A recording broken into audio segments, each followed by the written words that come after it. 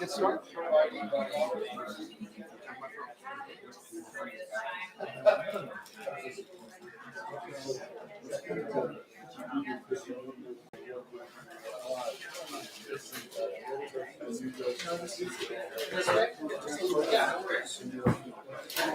You're welcome to scoot into the middle if you choose to. Okay. Grab a blanket. You need a blanket. Okay, I'm done. Hello? Oh, you hear me?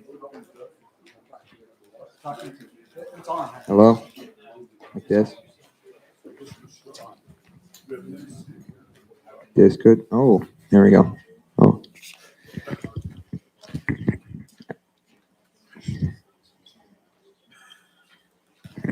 Welcome. Thank you for being here tonight. For my dad's sake, he didn't think anyone would come back. Just a few notes before the show starts. First, be sure to help yourself to the food and drink. In honor of the ghost, there's plenty of booze. Dad's joke, not mine. I don't want to carry that stuff back inside, so drink up. Next, if you need a bathroom break, Darla, my favorite mom will show you to the powder room in our house. Finally, please silence your cell phones.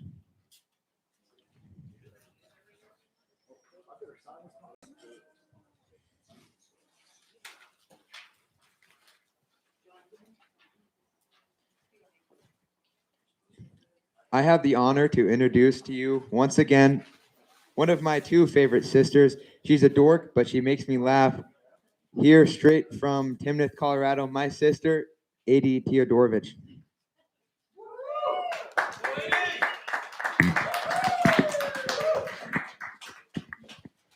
Thanks, third favorite. Kidding. Well, so I was chosen again this evening to read a story instead of do comedy, but as is in my nature, I'm a sarcastic comedian. So I want to tell you a little story. So you get a little bonus story tonight about the author of the poem that I'm going to read. His name is James Whitcomb Riley. And the poem is called The Elf Child, or as other people know it, Little Orphan Annie. And so when I was reading about this author, I learned that Riley decided that he was such a failure at poetry and nobody would publish his poems that he was going to publish a poem that he wrote under the name of Edgar Allan Poe. So he actually tricked a journal on the East Coast into publishing a Poe poem, which ended up backfiring and blowing up in his face because they published it. Several other journals or publications took hold of it and criticized it as being one of the worst works that they had ever read. And it was clearly not by Edgar Allan Poe because it was so terrible. So this is the fake Poe. And so I'm telling you this story because we're starting off with the Poe imposter and we're ending tonight with the real Poe. And so this poem, while it's not terrible, is certainly a little interesting. But I do feel like James Whitcomb Riley and I are a little bit kindred spirits because the essence of this poem is basically how to discipline your children. It's a guidebook in how to keep your children being good. And so, you know, the underlying theme of this is that you should threaten your children with kidnapping and give them to goblins or, you know, threaten them that they're going to die because they're going to get eaten by things under their bed if they don't do their chores. So that's what this poem is about. And I feel like we're kindred spirits because I also partake in that philosophy that you should threaten children. My sister regularly hears me telling Sawyer, my little nephew over there, that, you know, if you're not going to eat your vegetables, then Chris Watts is going to get you. Too soon. Too soon. Yeah. Drown him in Nevada oil. Anyways. Yeah. He doesn't even know who Chris Watts is yet. Anyways, this is called, this is Little Orphan Annie. Little orphan Annies come to our house to stay and wash the cups and saucers and brush the crumbs away and shoo the chickens off the porch and dust the hearth and sweep and make the fire and bake the bread and earn a board and keep. And all us other children, when the supper things is done, we sit around the kitchen fire has the mostest fun. He was also not a literary scholar, as you can tell. And listening to the witch tales as Annie tells about, and the goblins will get you if you don't watch out. Once there was a little boy, wasn't say his prayers, and when he went to bed at night, away upstairs, his mammy heard him holler and his daddy heard him bawl, and when they turned the kivers down, he wasn't there at all. And they seeked him in the rafter room and cubbyhole and press, and seeked him up the chimney flue and everywheres, I guess. But all they ever found was this his pants and roundabout, and the goblins will get you if you don't watch out. And one time a little girl had a last laugh and grin and made fun of everyone and all her blood and kin. And once when they was company and old folks was there, she mocked him and shocked him, and she said she didn't care. And this as she kicked her heels and turned to run and hide. They too was big black things a standing by her side. And they snatched her through the ceiling, for she knowed what she's about. And Chris Watts, goblins will get you if you don't watch out. And little orphan Annie says, when the blaze is blue, and the lamp wick sputters, and the wind goes woo, and you hear the crickets quit, and the moon is gray, and the lightning bugs it in dew is all the sketched away. You better mind your parents and your teachers fond and dear, and cherish them at loves you, and dry the orphan's tear, and help the poor needy ones at clusters all about, or the goblins will get you if you don't watch out. The fake Poe. Stick around.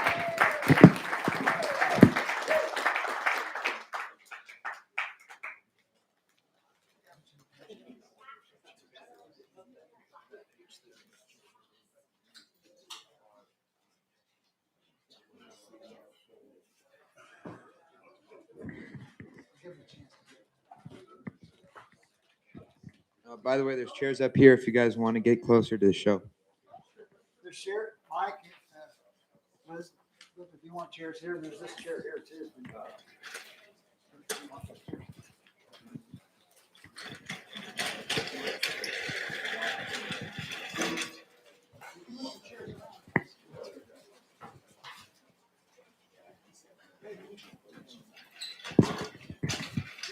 Next, my mom and I have for you some very short, scary stories. So short, they could pole dance on a candy cane. They, they could be tellers at a piggy bank. They can't be seen with the naked eye.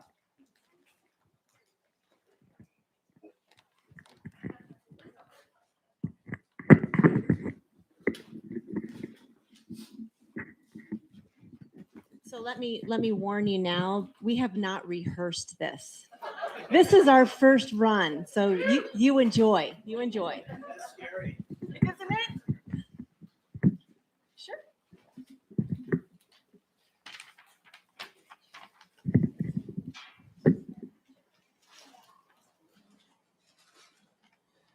Mommy, the man at the top of the stairs says you should leave.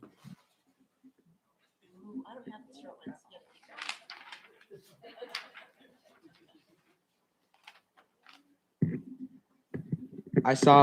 I just saw my reflection blink.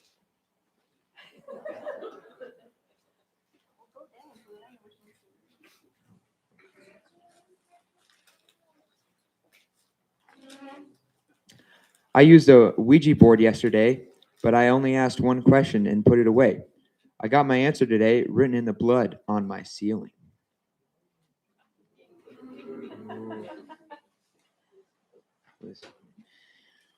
You hear your mom calling you into the kitchen. As you are heading down the stairs, you hear a whisper from the closet saying, "Don't go down there, honey. I heard it too." That's bad.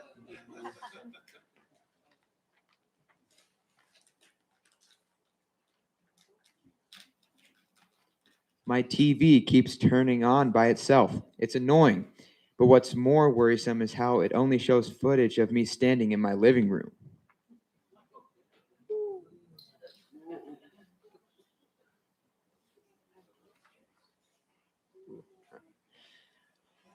My boyfriend has a collection he's very proud of.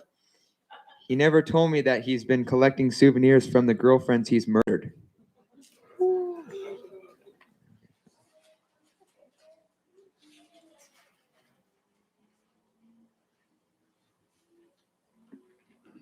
I have a reoccurring dream I'm murdered by a man I'd never met.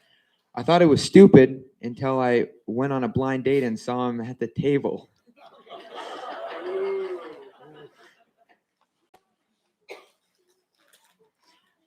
There's a picture in my phone of me sleeping. I live alone. Oh.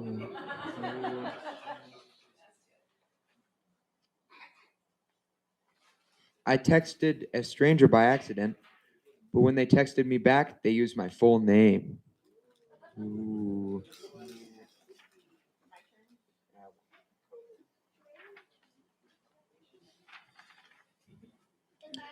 I woke up to sounds of tapping on glass. I thought it must be at the window. But as I threw on my robe, I realized that the tap tap tap was coming from inside the mirror. Ooh.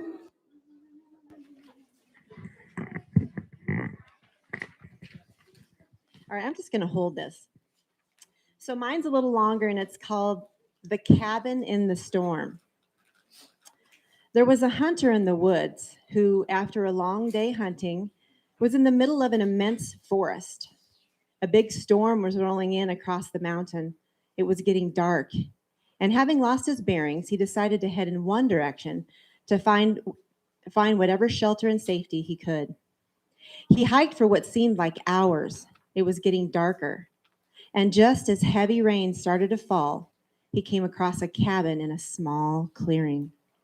He hoped he could stay there for the night. He approached and found a door ajar. Nobody was inside. He went in. There were no lights or candles to be found. The hunter flopped down on a single bed, deciding to explain himself to the owner in the morning. The thunderstorm was full force upon him now. He heard the heavy raindrops on the metal roof, and the lightning was very close. When the lightning flashed, he was surprised to see brief glimpses of the walls adorned by many portraits, all painted in incredible detail. With each flash, he noticed they appeared to be staring down at him with happy faces. Finally, the storm subsided into light, soothing rainfall, and he fell asleep. When he awoke the next morning in full sunlight, he was shocked to see that there were no portraits on the walls, only windows. Ooh. Thank you.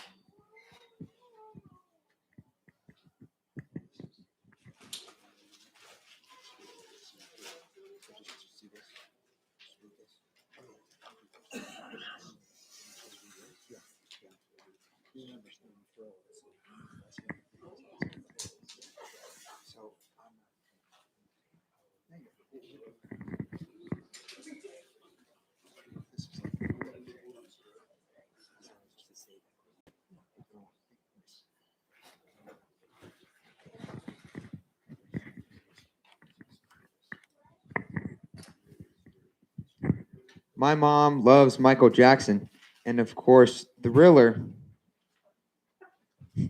and Vincent Price's voice.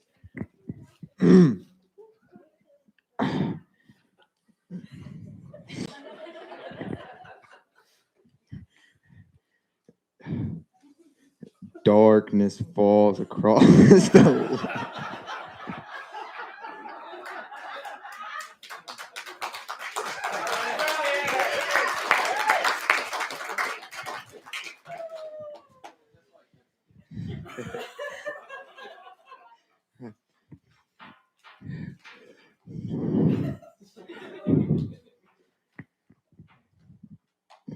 Don't.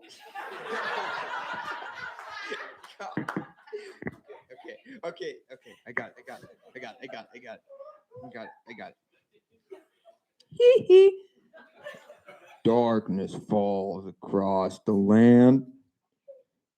The midnight hour is close at hand. Creatures crawl in search of blood to terrorize y'all's neighborhood. And and whosoever shall be found without the soul for getting down must stand and face the hounds of hell and rot inside a corpse's shell. The foulest stench is in the air, the funk of 40,000 years. And grisly ghouls from every tomb are closing in to share your doom. And though you fight to stay alive, your body starts to shiver, for no mere mortal can resist the evil of Thriller. Yeah.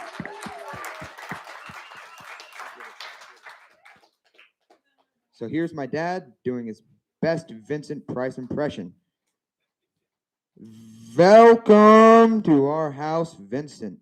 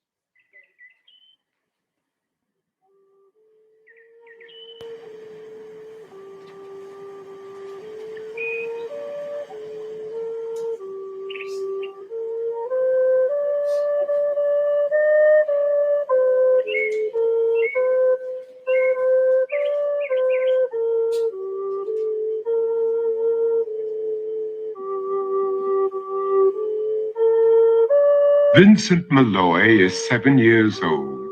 He's always polite and does what he's told. For a boy his age, he's considerate and nice. But he wants to be just like Vincent Price.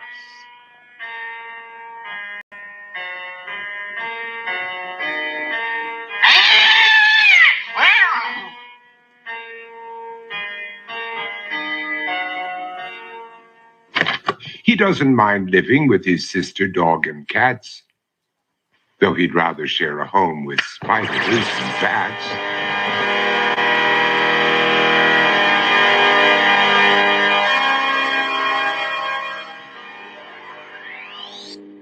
There he could reflect on the horrors he's invented and wander dark hallways alone and tormented.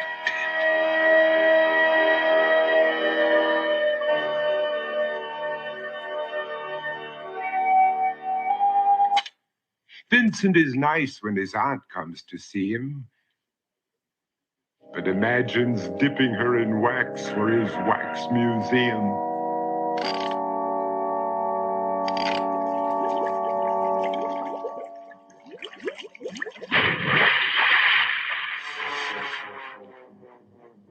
He likes to experiment on his dog, Abercrombie, in the hopes of creating a horrible zombie. So he and his horrible zombie dog could go searching for victims in the London fog. His thoughts, though, aren't only of ghoulish crime. He likes to paint and read to pass some of the time.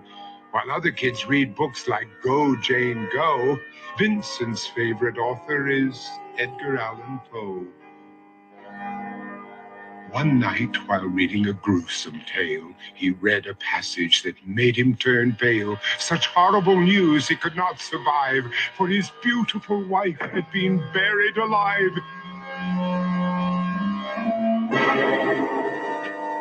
He dug out her grave to make sure she was dead, unaware that her grave was his mother's flower bed.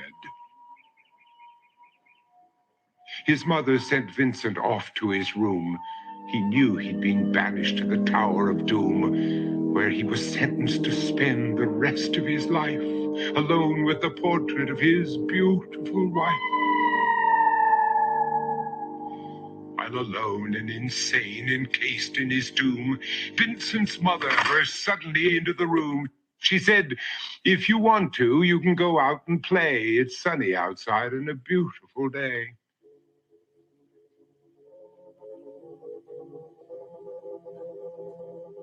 Vincent tried to talk, but he just couldn't speak. The years of isolation had made him quite weak.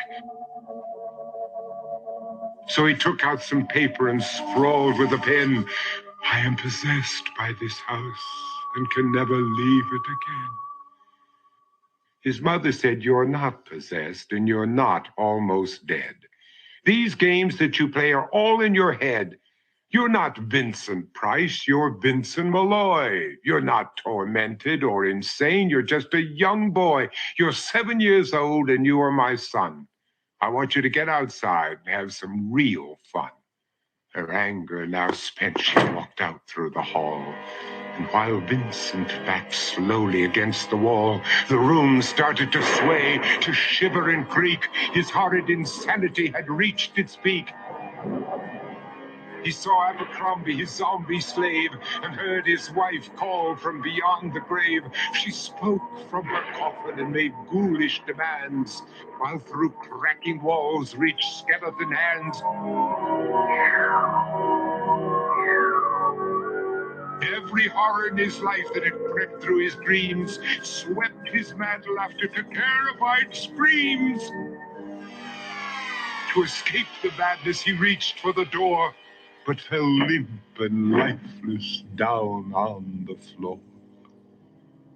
His voice was soft and very slow as he quoted The Raven from Edgar Allan Poe. "And my soul from out that shadow that lies floating on the floor shall be lifted nevermore."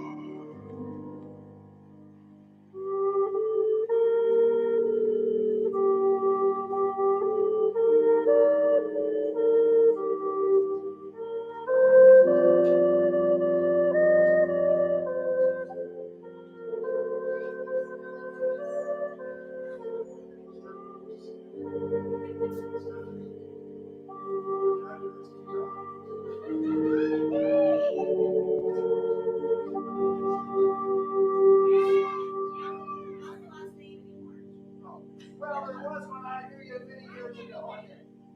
Here we go.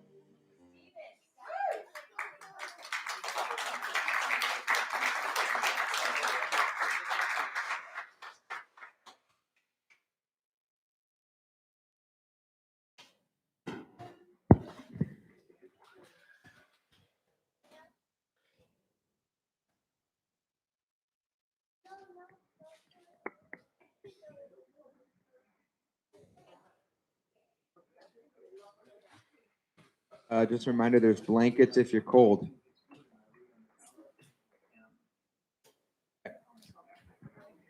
Next, my dad has a story for you about teens who became addicted to technology.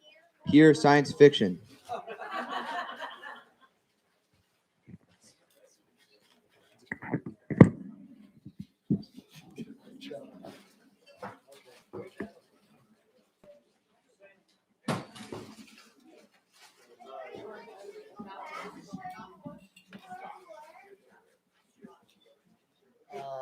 Food, drink. We'll have an intermission in just a minute. Is everybody comfortable? You guys better in the back? You comfortable? Darko, Raj, you guys comfortable? Okay, we're gonna get started. Now, how many of you have ever heard of this story before? The Belt. Have you heard about it before? Oh, let me move this one.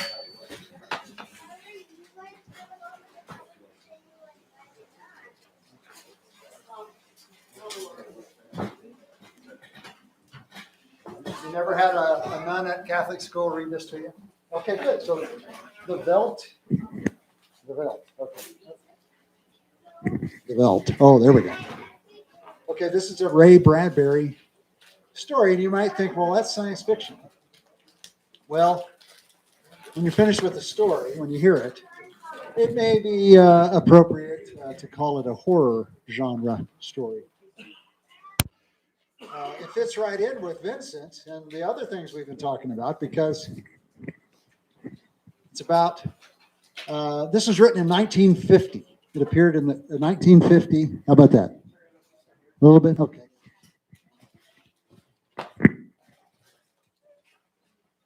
How about that? Okay. Perfect. It was written in 1950. And the characters' names are Wendy and and Peter. It could be Alexi, or Alexa, and Echo. Okay, listen to this. The Veldt by Ray Bradbury. George, I wish you'd look at the nursery. What's wrong with it? I don't know. Well, then, I just want you to look at it, is all. Or call a psychologist in to look at it. What would a psychologist want with a nursery? You know very well what he'd want. His wife paused in the middle of the kitchen and watched the stove busy humming to itself, making supper for four. It's just that, well, the nursery is different now than it was. All right, let's have a look. They walked down the hall of their soundproofed Happy Life home, which had cost them $30,000 installed. This house, which clothed and fed and rocked them to sleep and played and sang and was good to them.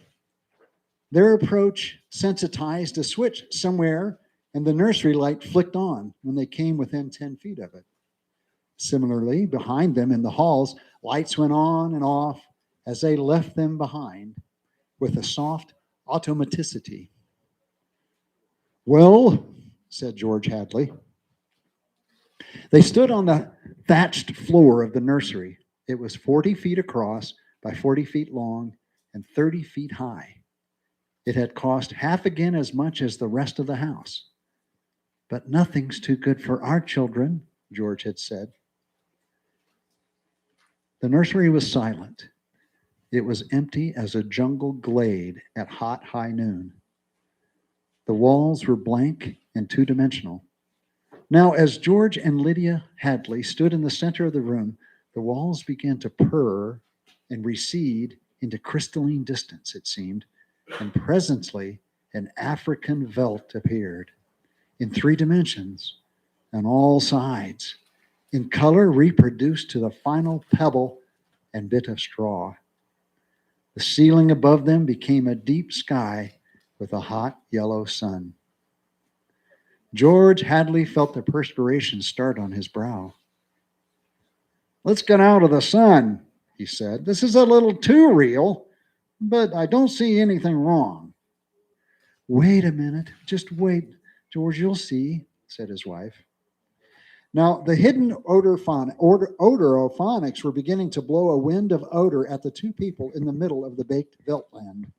The hot straw smell of lion grass, the cool green smell of the hidden waterhole, the great rusty smell of animals, the smell of dust like red paprika in the hot air. And now the sounds, the thump of a distant antelope on grassy sod, the papery rustling of vultures. A shadow passed through the sky. The shadow flickered on George Hadley's upturned, sweating face. Filthy creatures, he heard his wife say. Vultures. You see, there are lions far over that way. Now they're on their way to the water hole. They've just been eating, said Lydia. I don't know what. Some animal. George Hadley put his hand up to shield off the burning light from his squinted eyes. A zebra or a baby giraffe, maybe. Are you sure? His wife sounded peculiarly tense. No, it's a little late to be sure, he said, bemused. Nothing over there I can see but cleaned bone and the vultures dropping for what's left. Did you hear that scream? No. About a minute ago? Sorry, no. The lions were coming. And again, George Hadley was filled with admiration for the mechanical genius who had conceived this room. A miracle of efficiency, selling for an absurdly low price. Every home should have one. Oh, occasionally they frightened you with their clinical accuracy. They startled you, gave you a twinge. But most of the time, what fun for everyone. Not only your own son and daughter, but for yourself when you felt like a quick jaunt to a foreign land, a quick change of scenery. Well, here it was. And here, too, were the lions now, 15 feet away. So real, so feverishly and startlingly real that you could feel the prickling fur on your hand, and your mouth was stuffed with the dusty upholstery smell of their heated pelts, and the yellow of them was in your eyes like the yellow of an exquisite French tapestry. The yellows of lions and summer grass, and the sound of the matted lion lungs exhaling on the silent noontide, and the smell of meat from panting, dripping mouths. The lions stood looking at George and Lydia Hadley with terrible green yellow eyes. "Watch out!" screamed Lydia. The lions came running at them. Lydia bolted and ran. Instinctively, George sprang after her. Outside in the hall, with the door slammed, he was laughing and she was crying. And they both stood appalled at the other's reaction. "George! Lydia! Oh, my dear, poor, sweet Lydia. They almost got us." "Walls, Lydia. Remember, crystal walls. That's all they are. Oh, they look real, I must admit. Africa in your parlor. But it's all dimensional, super reactionary, super sensitive color film and mental tape film behind glass screens. It's all odorophonics and sonics, Lydia. Here's my handkerchief. I'm afraid." She came to him and put her body against him and cried steadily. Did you see? Did you feel? It's just all too real. Now, Lydia, you've got to tell Wendy and Peter not to read any more on Africa. Of course, sure thing, okay, right. He patted her. Promise? Sure, yeah, okay. And lock the nursery for a few days until I get my nerves settled. You know how difficult Peter is about that. Oh boy, when I punished him a month ago by locking the nursery for even a few hours. The tantrum he threw. And Wendy too. They live for that nursery. It's got to be locked. That's all there is to it. All right. Reluctantly, he locked the huge door. You've been working too hard. You need a rest. I don't know, she said, blowing her nose, sitting down in a chair that immediately began to rock and comfort her. Maybe I don't have enough to do. Maybe I have time to think too much. Why don't we shut the whole house off for a few days and take a vacation? You mean you want to fry my eggs for me? Yes, she nodded. And darn my socks? Yes. A frantic, watery-eyed nodding. And sweep the house? Seriously? Yes, oh yes. But I thought that's why we bought this house, so we wouldn't have to do anything. That's just it. I feel like I don't belong here. The house is wife and mother now, and nursemaid. How can I compete with an African veldt? Can I give a bath and scrub the children as efficiently or quickly as the automatic scrub bath can? I cannot. And it isn't just me. It's you. You've been awfully nervous lately. I suppose I've been smoking a little too much lately. This is 1950, remember? You look as if you didn't know what to do with yourself in this house either. You smoke a little more every morning and drink a little more every afternoon and need a little more sedative every night. You're beginning to feel unnecessary too. Am I? He paused and tried to feel into himself to see what was really there. Oh, George, she looked at him at the nursery door. These lions can't get out of there, can they? He looked at the door and saw it tremble as if something had jumped against it from the other side. Of course not, he said. At dinner, they ate alone, for Wendy and Peter were at a special plastic carnival across town and had televised home to say they'd be late. So go ahead and start eating. George Hadley, bemused, sat watching the dining room table produce warm dishes of food from its mechanical interior. We forgot the ketchup, he said. Sorry, said a small voice within the table, and ketchup appeared. As for the nursery, thought George Hadley, it won't hurt for the children to be locked out for a little while. Too much of anything isn't good for anyone, and it was clearly indicated that the children had been spending a little too much time on Africa. That sun, he felt it on his neck still like a hot paw. And the lions and the smell of blood. Remarkable how the nursery caught the telepathic emanations of the children's minds and created life to fill their every desire. The children thought lions, and there were lions. The children thought zebras, and there were zebras. Sun. Giraffes. Death.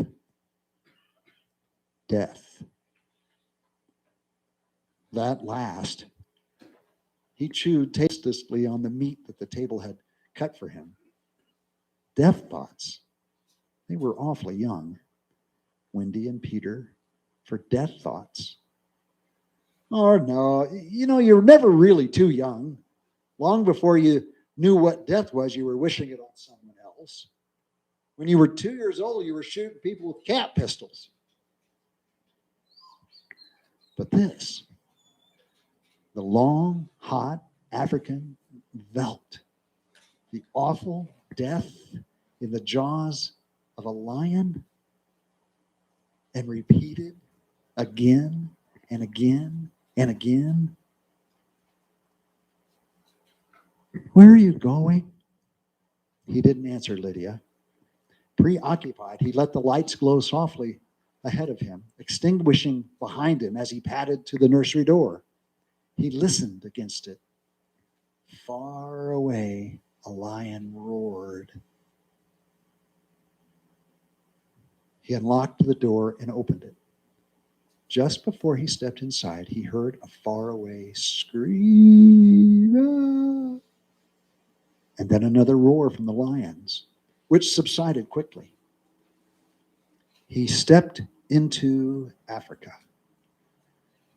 How many times in the last year had he opened this door and found Wonderland, Alice, or the Mock Turtle, Aladdin and his magic lamp, or Jack Pumpkinhead of Oz, or Dr. Dolittle, even the cow jumping over a very real appearing moon.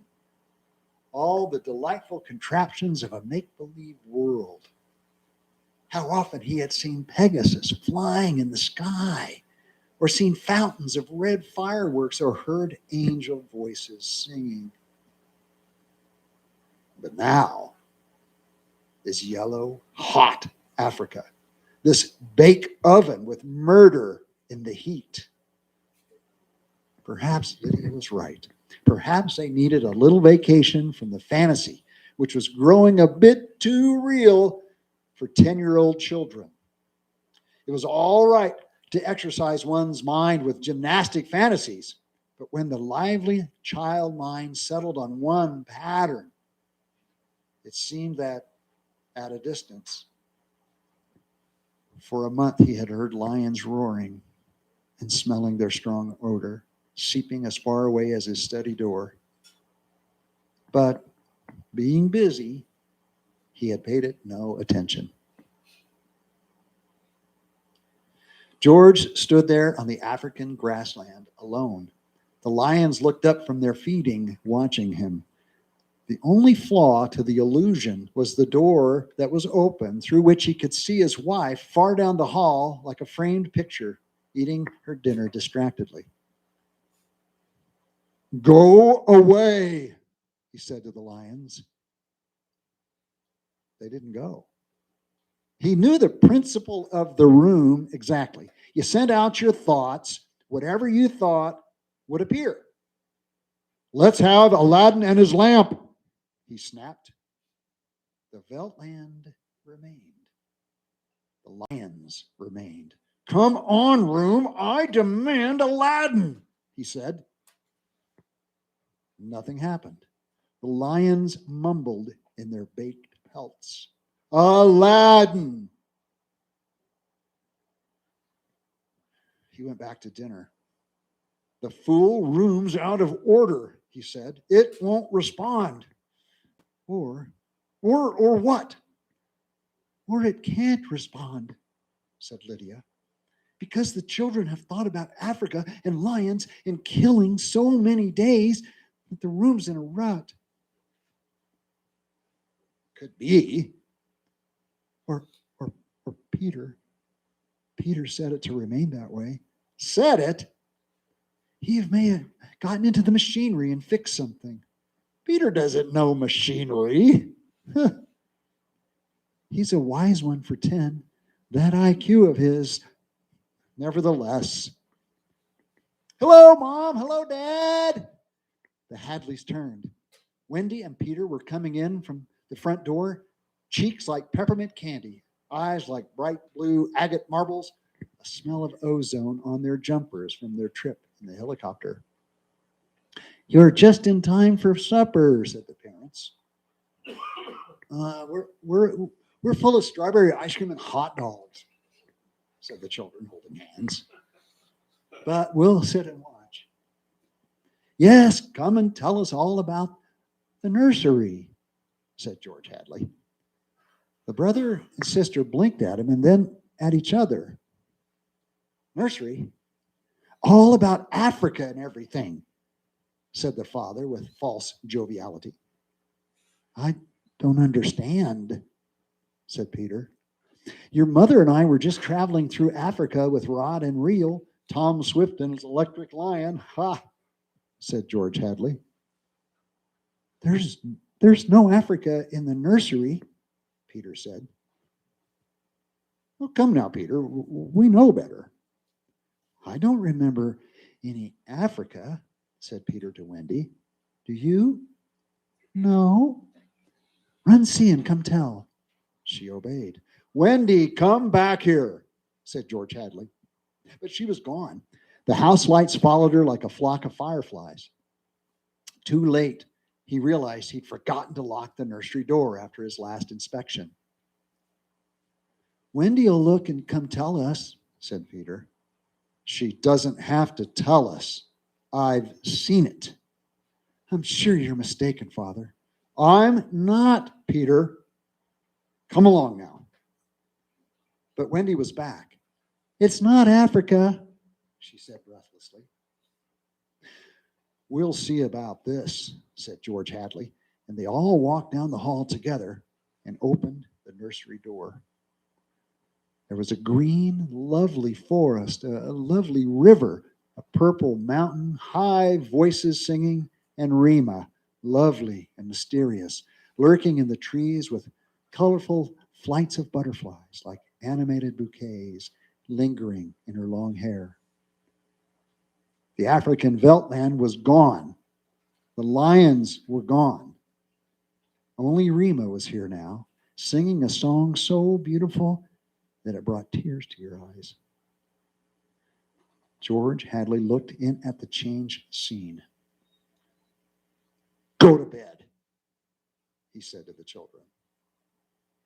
They opened their mouths. "You heard me." They went off to the air closet, where a wind sucked them like brown leaves up the flue to their slumber rooms.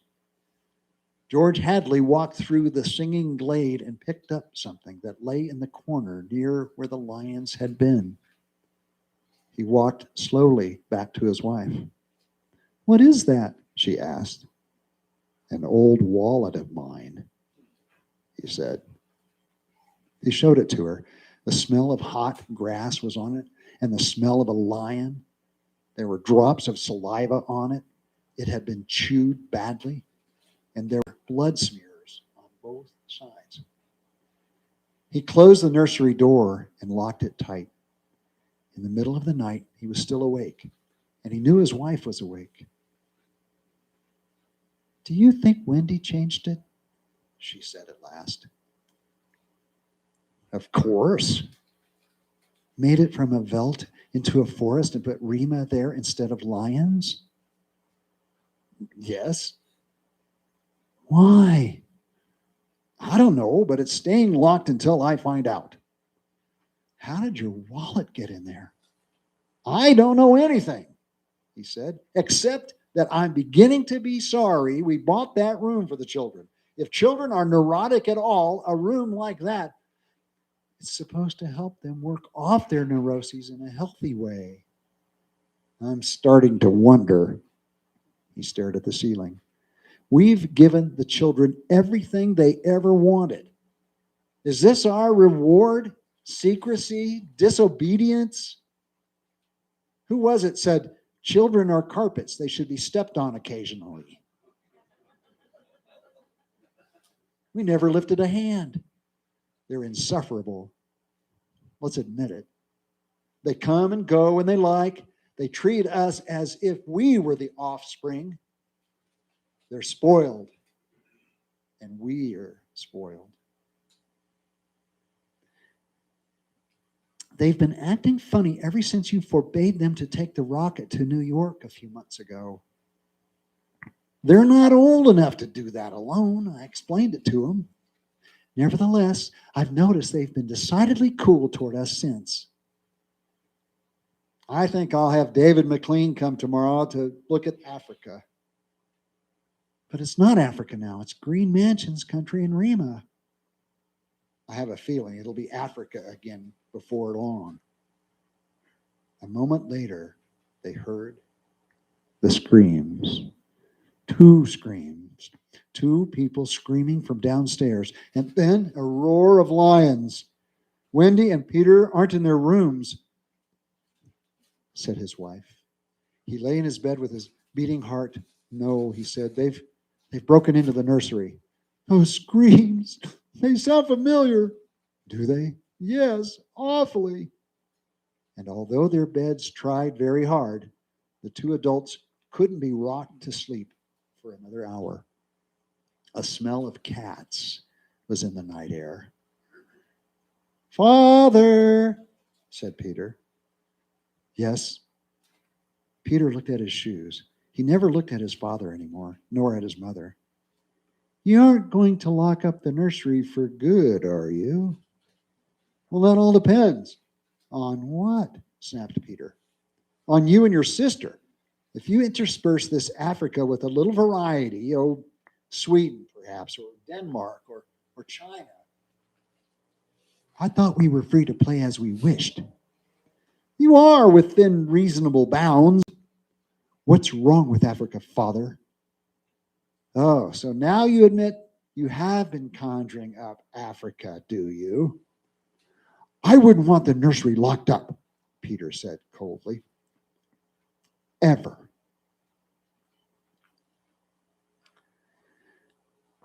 "Matter of fact, Peter, we're thinking of turning the whole house off for about a month. Live sort of a carefree, one-for-all existence." "That sounds dreadful. Would I have to tie my own shoes instead of letting the shoe tire do it? And brush my own teeth? And comb my own hair and give myself a bath? It would be fun for a change, don't you think?" "No, it would be horrid. I didn't like it when you took out the picture painter last month." "That's because I wanted you to learn to paint all by yourself, son." I don't want to do anything but look and listen and smell. What else is there to do? All right, go play in Africa. Will you shut off the house sometime soon? We're considering it. I don't think you better consider it anymore, Father. I won't have any threats from my son. Very well. And Peter strolled off to the nursery. Am I on time? Said David McLean. Breakfast? Asked George Hadley. Thanks, had some. What's the trouble? David, you're a psychologist. I should hope so. Well, then have a look at our nursery. You saw it a year ago, when you dropped by. Did you notice anything peculiar about it then? I can't say that I did. The usual violences, a tendency toward a slight paranoia here and there, usually in children because they feel persecuted by parents constantly, but really nothing. They walked down the hall. I locked the nursery up, explained the father, and the children broke back into it during the night. I let them stay so they could form the patterns for you to see. There was a terrible screaming from the nursery. Ah, there it is, said George Hadley. See what you make of it. They walked in on the children without rapping. The screams had faded. The lions were feeding. Run outside a moment, children, said George Hadley. No, don't change the mental combination. Leave the walls as they are. Get. With the children gone, the two men stood studying the lions clustered at a distance, eating with great relish whatever it was they'd caught. I wish I knew what it was, said George Hadley. Sometimes I almost see. Do you think if I brought high-powered binoculars here? David McLean laughed dryly. Hardly. He turned to study all the four walls. How long has this been going on? A little over a month. It certainly doesn't feel good. I want facts. I don't want feelings. My dear George, a psychologist never saw a fact in his life. He only hears about feelings, vague things. This doesn't feel good, I tell you. Trust my hunches and my instincts. I have a nose for something bad. This is very bad. My advice to you is to have the whole damn room torn down and your children brought to me every day during the next year for treatment. Is it that bad? I'm afraid so. One of the original uses of these nurseries was so that we could study the patterns left on the walls by the child's mind, study at our leisure, and help the child. In this case, however, the room has become a channel toward destructive thoughts instead of a release away from them. Didn't you sense it before? I sensed only that you had spoiled your children more than most, and now you're letting them down in some way. What way? Well, I wouldn't let them go to New York. Well, what else? I've taken a few machines from the house and threatened them a month ago with closing up the nursery unless they did their homework. I did close it for a few days to show I meant business. Aha. Does that mean anything? Everything. Where before they had a Santa Claus, now they have a Scrooge. Children prefer Santas. You've let this room and this house replace you and your wife in your children's affections. This room is their mother and father, far more important in their lives than their real parents. And now you come along and want to shut it off? No wonder there's hatred here. You can feel it coming out of the sky. Feel that, son, George? You'll have to change your life. Like too many others, you've built it around creature comforts. Why? You'd starve tomorrow if something went wrong in your kitchen. You wouldn't know how to boil an egg.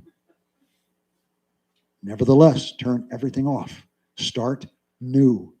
It'll take time, but we'll make good children out of these bad ones in a year. Wait and see. But won't the shock be too much for the children, shutting the room up abruptly for good? I don't want them going any deeper into this. That's all. The lions were finished with their red feast. The lions were standing on the edge of the clearing, watching the two men. Now I'm feeling persecuted, said McLean.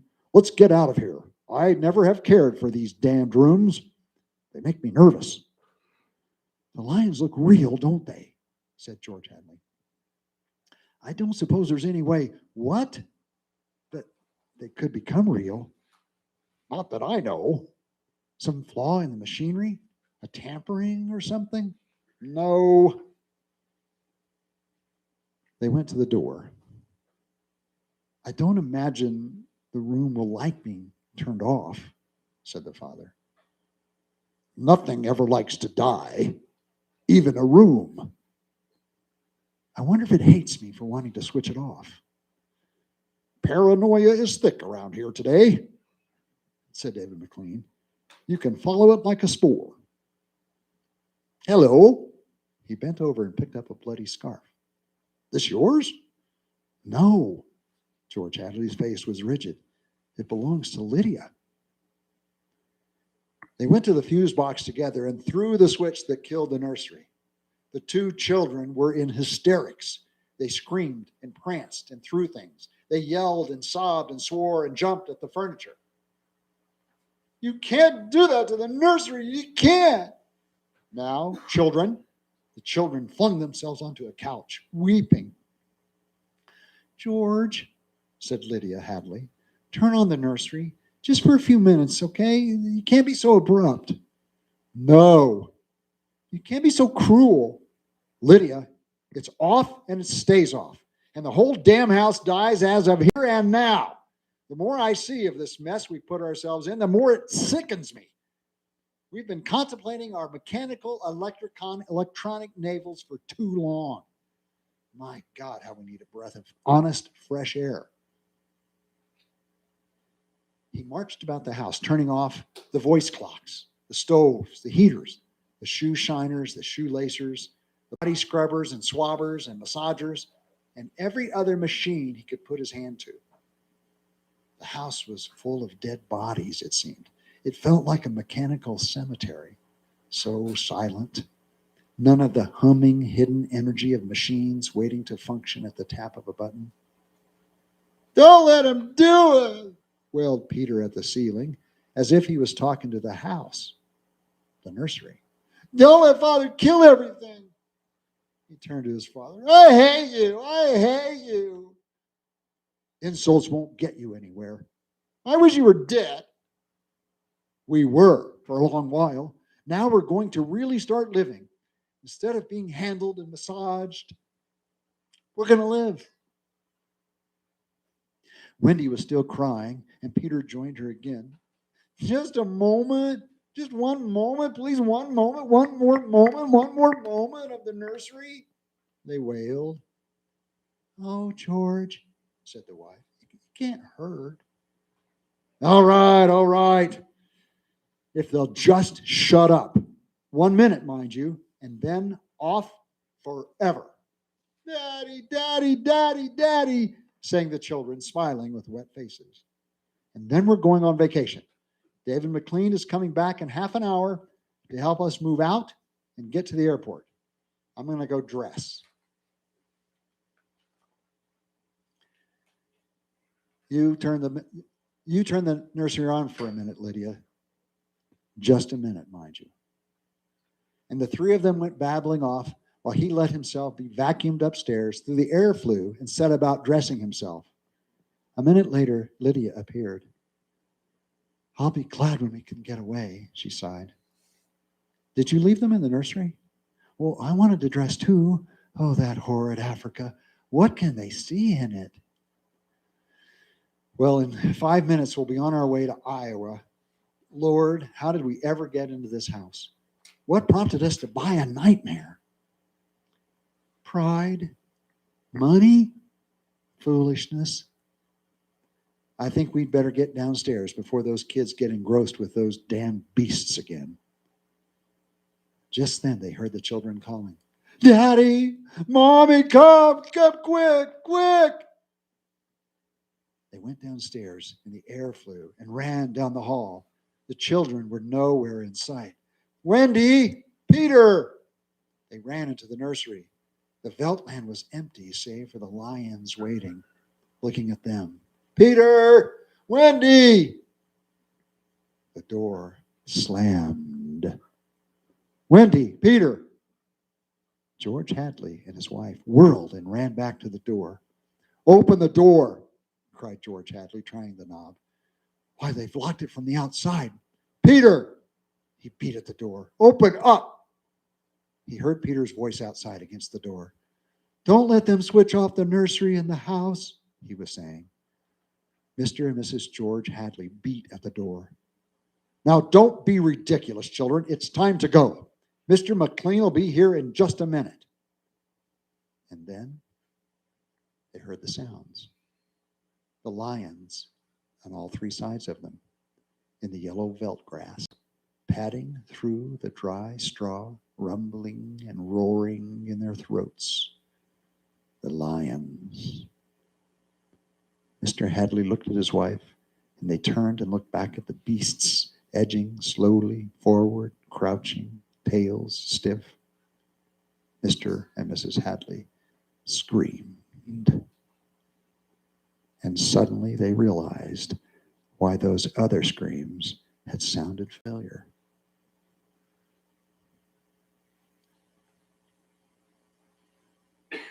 "Well, here I am," said David McLean in the nursery doorway. "Oh, hello."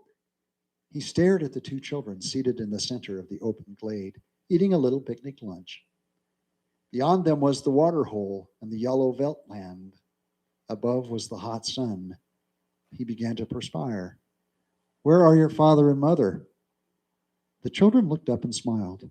"Oh, they'll be here directly." "Good, we must get going." At a distance, Mr. McLean saw the lions, fighting and clawing and then quieting down to feed in silence under the shady trees. He squinted at the lions with his hand tipped to his eyes. Now the lions were done feeding. They moved to the water hole to drink. A shadow flickered over Mr. McLean's hot face. Many shadows flickered. The vultures were dropping down the blazing sky. "A cup of tea?" asked Wendy in the silence.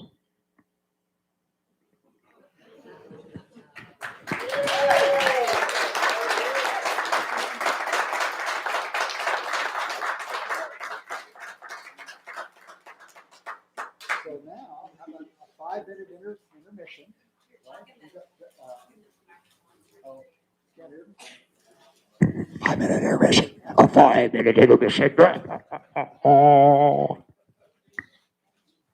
It's 8:05. We'll start up again at 8:10. Short recess. Go grab a beer. Go grab some snacks. We have blankets up here if you're cold. If you're standing and you want a chair, there's chairs up here too. Oh, we don't have it. It's a tree. No, Darla will take you to the bathroom. Darla, Elizabeth needs to go to the bathroom.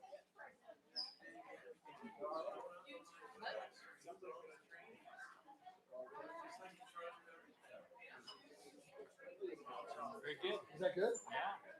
Nice stuff. Good. Well, I'm glad you don't need 10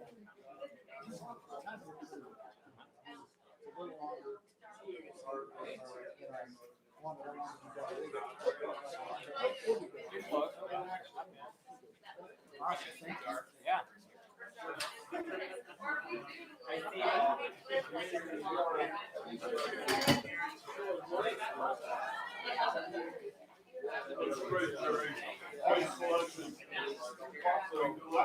You know, I like money. I just didn't feel like it's good.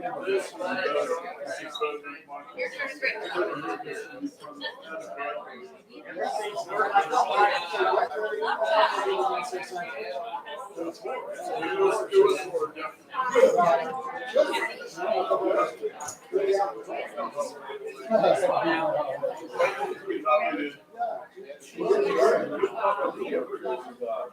you like us. We're certainly have a couple of things. We're gonna have,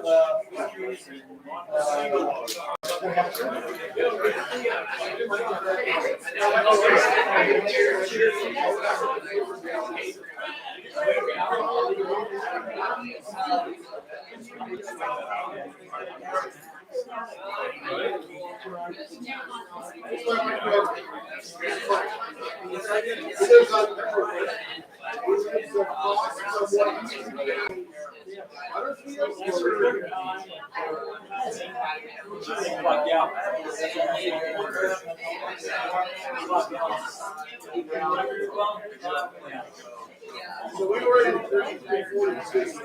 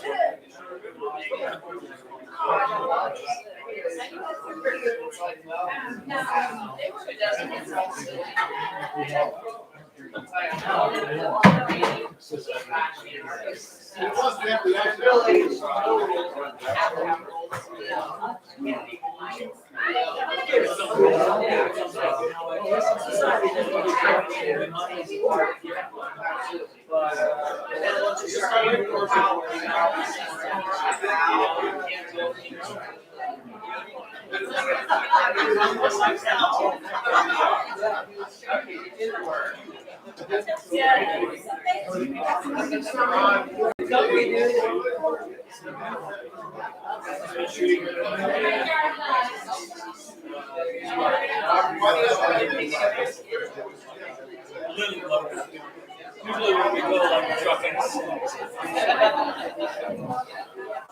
Yeah, I went a little crazy last year.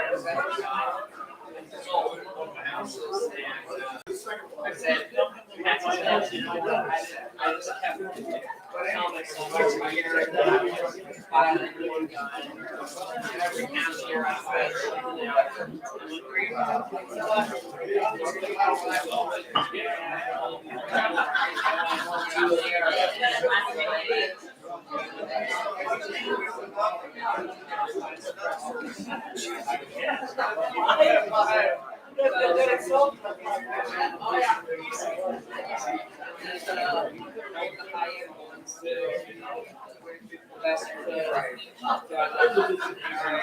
Now, I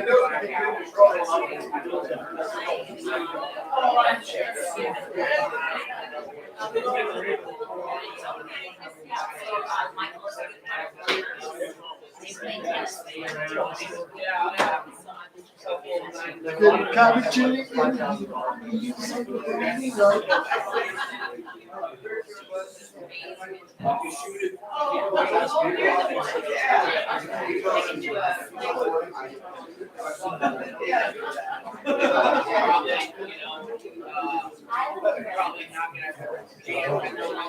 gonna have issues. You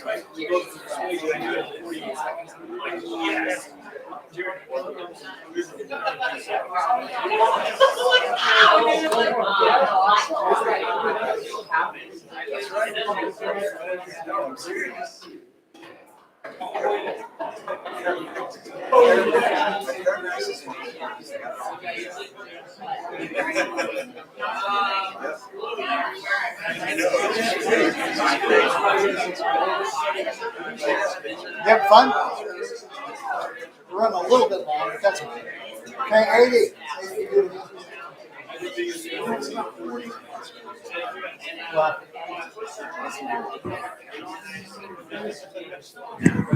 Hey, y'all. Our musical guest, our special secret musical guest has arrived. He has arrived. All right, so we need to take our seats, please. He'll be coming in shortly, right behind me. If you need a blanket, please grab a blanket. There's a blanket over here. Oh, honey. Okay. I'm not going to start until Darla is back in here. Darla, I do have a question for you, girl. Okay, everybody, be still. Let's go. We don't want to be rude to our musical guest. He's a ghost. What will you need for your story?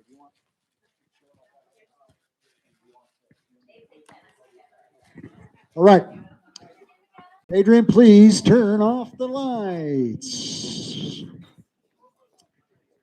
Okay. I'm going to tell you a little bit about what's going on here in just a second. I have to turn around, get this going.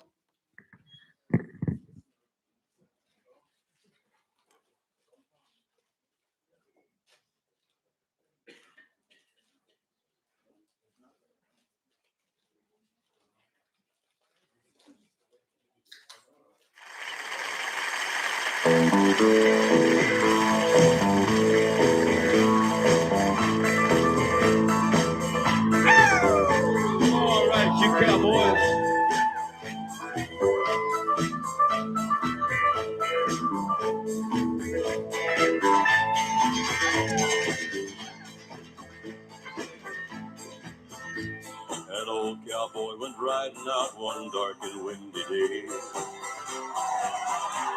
Up on a ridge he rested as he went along his way. When all at once a mighty herd of red-eyed cows he saw, plowing through the ragged sky and up a cloudy draw. Their brands were still on fire and their hooves were made of steel. Their horns were black and shiny and their hot breath he could feel. A bolt of fear went through him as they thundered through the sky, for he saw the riders coming hard, and he heard their mournful cry. Yippee-yi-oh, oh yippee-yi-yay, ghost riders in the sky. Forward.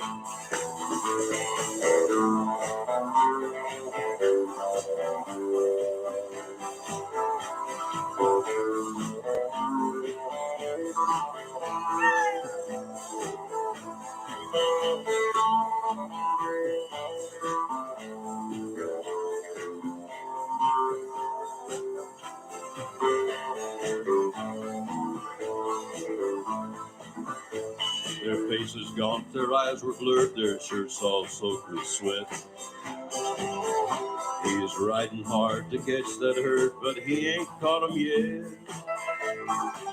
'Cause they've got to ride forever on that range up in the sky, on horses snorting fire, as they ride on, hear their cry. As the riders loped on by him, he heard one call his name. If you want to save your soul from hell, riding on our range, cowboy, change your ways. Today are with us you will ride, trying to catch the devil's herd across these endless skies. Yippee-yi-oh, oh yippee-yi-yay,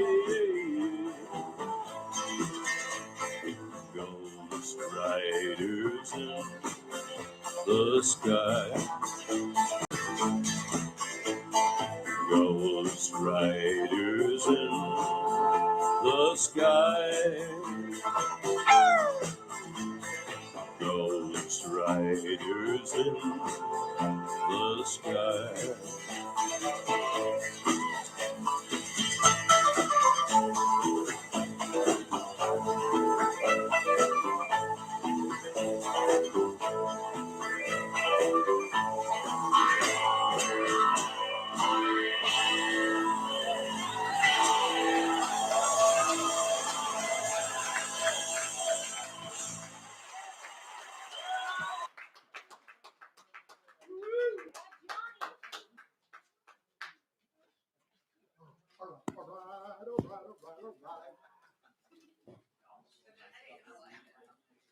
Okay. Now this one, this next little piece, really all have to be super, super quiet. No, you're after me. No, because we go right into this, baby.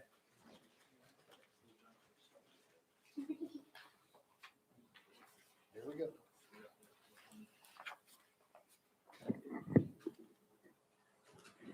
Hi.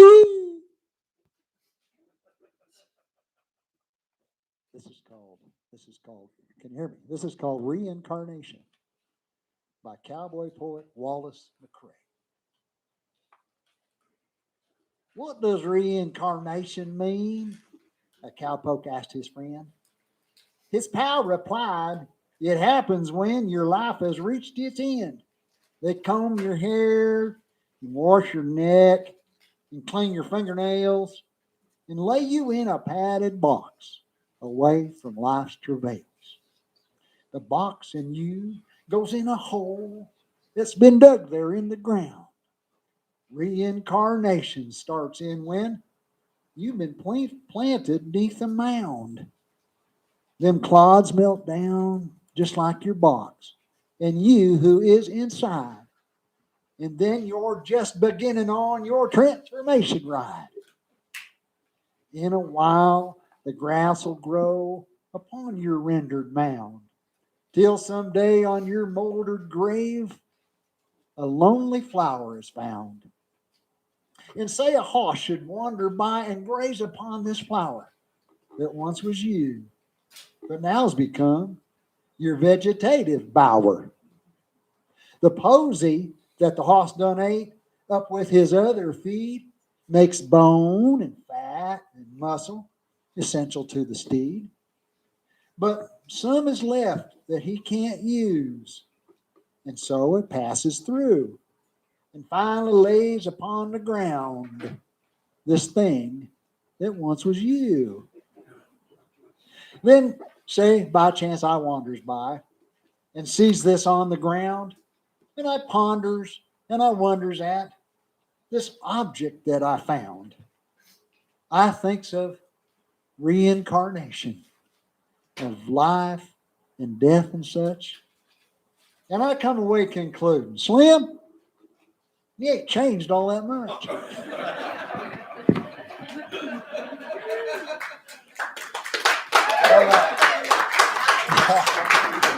Reincarnation's kind of a cultural thing. I think it fits. Okay. Mr. Max has something he'd like to share with us. Max, do you want the chair or do you want the lecture? Okay.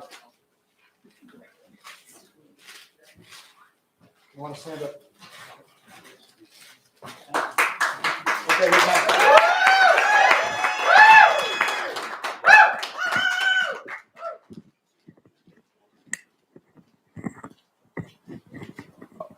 Okay, so I have a pretty big imagination, and whenever I'm in our backyard, I walk around and I think of ideas that come to my head, and some of them are fun and happy, and some of them are scary. I like coming up with some scary stories. So here's a story that I have that I came up with when I was walking around in my backyard, just thinking of things to come up with. A lot of my ideas come from, if I was younger, scared of the dark, things that I think I see, but they aren't there. So this is a story. It's called The Green Man, and it's about a man who preys on a family and slowly takes something away from them, like anything, and then they start to realize it but when they realize it's too late. So in my head, I come up with these stories. It's not, of course, I don't have a script here or anything. It's coming from my head. I had this idea a couple years ago, and I've just been trying to build on it. So here we go. In a house, there lived a family of four: a mother, a father, and two brothers. And they were a pretty wealthy family. They weren't struggling anywhere financially. And they had kids who were pretty active. They had an old brother who was a freshman in high school who loved to play in their backyard, play sports with their friends, and a younger 8-year-old kid who also loved to go in the backyard, and he had an imagination himself. Well, sometimes when that little boy was out there, he sometimes looked in the window of the basement, the basement window, and saw a face, a white face with dead black eyes and red drooping down from the face with a black smile. He just thought it was part of his imagination, but he come to find out it wasn't. Slowly, this white face would somehow get closer to the window. It started a bit far back, so the boy just thought it was in his imagination, but slowly every day when the kid went outside, the face would get closer until it was pressed up against the window. One day the kid decided to walk up to the window to see was, because he thought it was his imagination, but then he started to think that it was real. So he walked up to the window, and so when he walked up to the window, it just looked like it started to back away until it was gone right when he got up to the window in the darkness of the basement. So in that little kid's head, he thought that it was a part of his imagination. He was just imagining things. So when he gets back inside, he goes to have a snack on the island table. Because before he went outside, he left out 5 Oreos on the table. But when he got back inside, he noticed there were only 4. But he thought that his big brother was the one who took them because, that's what big brothers do. I don't have one, but I'm assuming that's what they do. They take them. So, letting that clear his mind, he went on with his day and ate the 4 Oreos. And that night, the father went down to go get water. And as he was getting water and walking back up, the stairs to going upstairs were met with the basement stairs. So upstairs, downstairs. It was kind of like in our house. If you went to the bathroom, you know what it is. So when he was walking up with his glass of water, he swore he saw something out of the mirror in the basement. So what dads do? He went down there to go check. Going down there while he's walking down, feeling the cold breeze on his neck, and thinking nothing of it because it was a pretty hot summer day. So he just thought it was the midnight AC on his neck. So as he goes down there, he checks around. He doesn't see anything, but something doesn't feel right. Doesn't at all. But he goes back up, forgetting about it. It's nighttime. He just wants to go back to sleep. Goes upstairs, goes back to sleep, thinks nothing of it. The next day, as the father wakes up, he goes downstairs and, yes, it was dark last night. So he decided to go back downstairs and just recheck everything in the light to make sure everything was okay. So as he went down there, he noticed that a lot of things have changed. On the right side, there are 2 chairs with a table in front. 2 chairs facing this with a table with a big picture, big painting. You can use your imagination on what the painting has. All right, I didn't get that. So just imagine what the painting has. Anything in your mind, that doesn't matter. On the left side, there's blank. It's not a finished basement. Wealthy family haven't finished the basement yet. Then another room with a door. That door led to a bathroom. But the thing about that door is there's no handle. And it had a handle. It always has a handle. And father remembers having a handle on it. So, in curiosity, he walks over to the door with no handle and opens it. And he finds nothing. There's nothing in that room. It was supposed to be a bathroom. There was nothing in it. A blank room in a blank basement. So, he was confused. He didn't know what to do. It was early in the morning, so he went back upstairs, thought nothing of it. Didn't want to tell his wife, didn't want to tell his 2 kids, didn't want to scare them. He left it he let it clear his mind, went on with his day.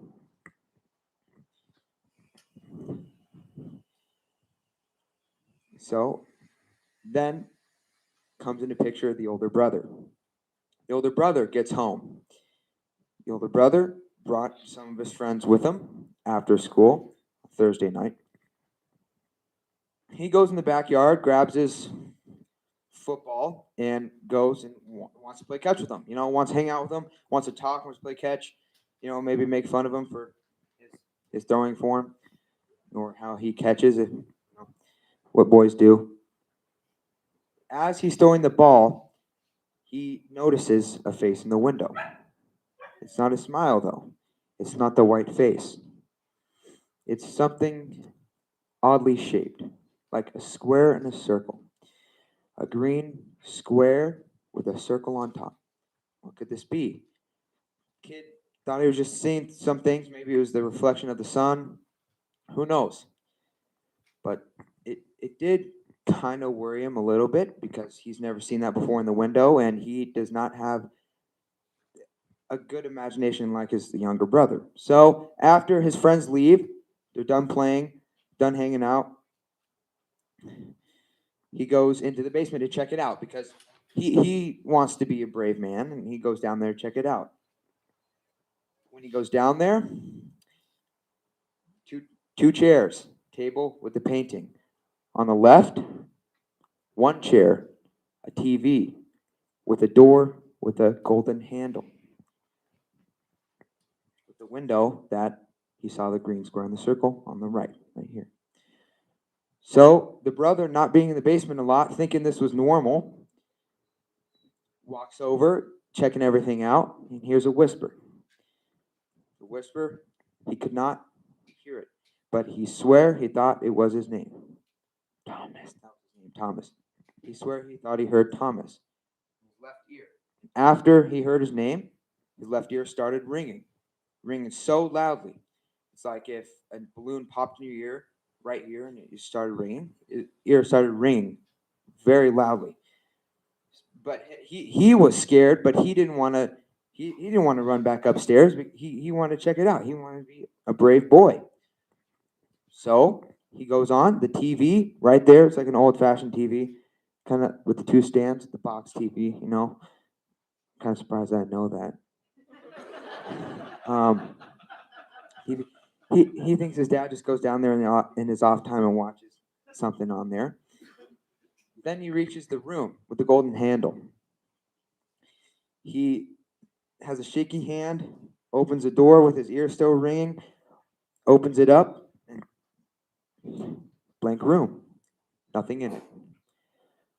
Now, but was it blank? That's the question. Yes, it was. It was in the morning, fully cement blank room. So if you think of it, just cement like this, fully surrounded, blank, nothing in it. The brother has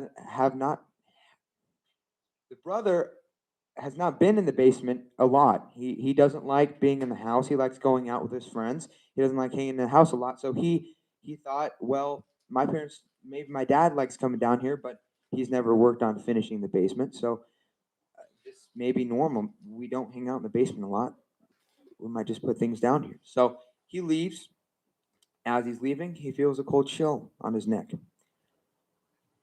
Now, this is pretty interesting as the brother actually thinks of looking up and seeing, whoa, is there any ventilation systems that are above me that could be coming down? No, there's not. Ventilation system. As where he's standing over here by the empty room, ventilation systems are here with the blowing air this way. So why would it be cold? Who knows? As he's walking out, he hears another whisper in his right ear. He cannot tell what this whisper said. It was something along the lines of this. Exactly like that. That was perfect.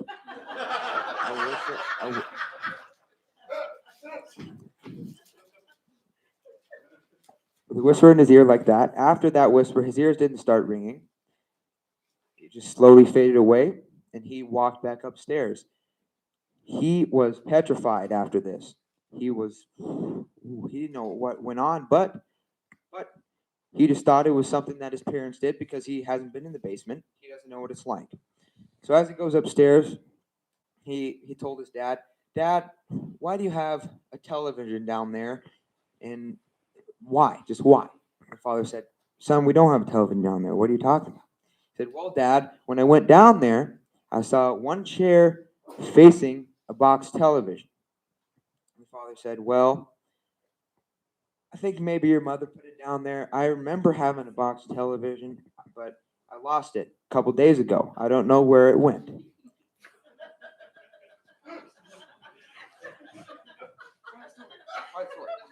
Story. Okay.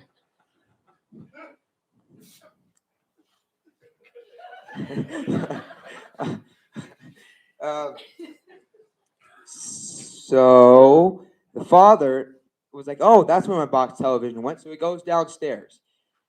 Knowing this, as he walks downstairs, he goes through and looks to the right first. 2 chairs, table, painting. Looks to the left. There's nothing there. No door. No room. No television. No chair.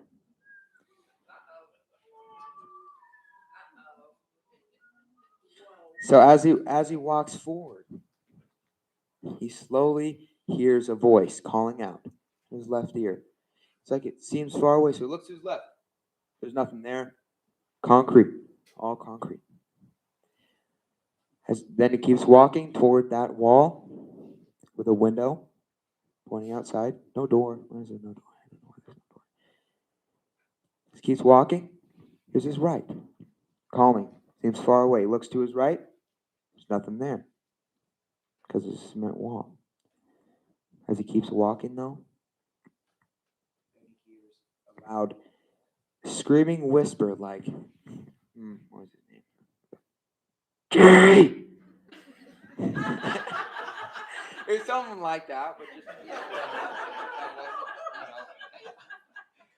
a young teenage voice, loud whisper, like that,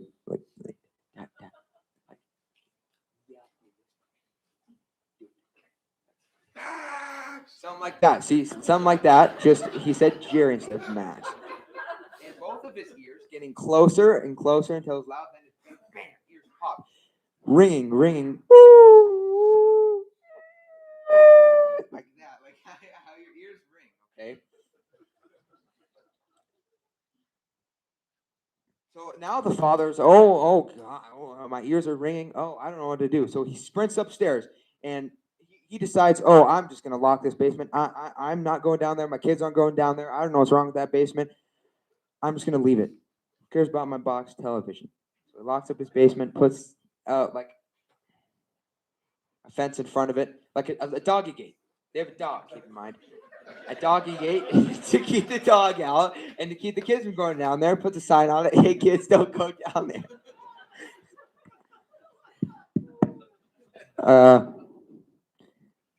Okay. So now comes the next day. Here's the wife. The wife is probably the smartest one of the kids. No, not the kids. Smartest one of the group. Smartest one of the family. The wife is the smartest one of the family.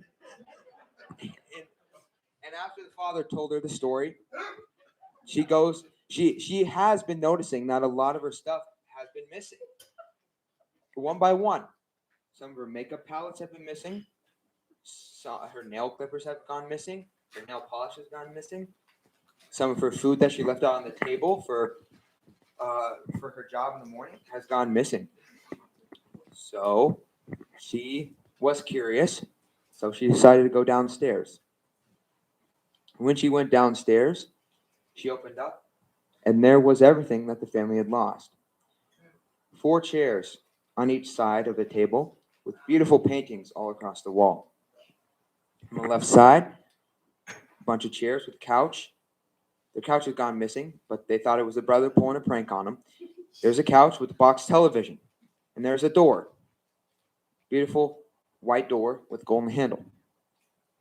Finished flooring, carpets everywhere. It was nice. It was a nice basement. And the wife was very confused because she never remembered them renovating their basement at all because they never liked going in the basement.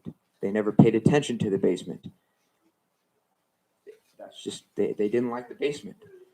So she explored around the basement and finding, well, if this was down here the whole time, this does look like that we've used it a lot and that we have been down here, we've hung out down here, we've done a lot down here. It looks like we have done this. Yeah. So it looks like people have been down here and people have been partying, have been living in this basement. So as she explores more, on the table, to the right side, she notices that there's a candle that has died off. Stop. Has recently been put out, and it smells of lavender.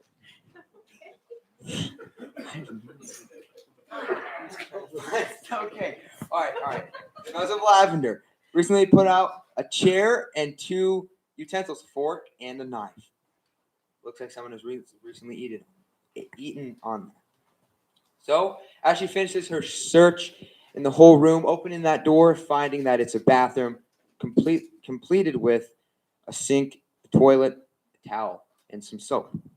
Closing that door, thinking everything is fine, thinking father is just playing a joke on her. She walks back upstairs, but before she goes upstairs, she just looks behind her because she thinks she hears a whisper. And behind her, she sees something. A white face with dead black eyes, with red running down those dead black eyes. The big, deathly black smile on that white face with a green circle on this figure's chest and a square on the bottom. Doesn't look like a human, maybe a human. She doesn't know. She turns back. She calls out, "Who are you?" The face does not say anything, as the face just walks forward to her as she walks to it, trying to meet. And finally, they meet at the middle stair as he stares the figure down. She looks it dead in the eyes. Trembling, she reaches up and tries to grab the face, but she reaches through it.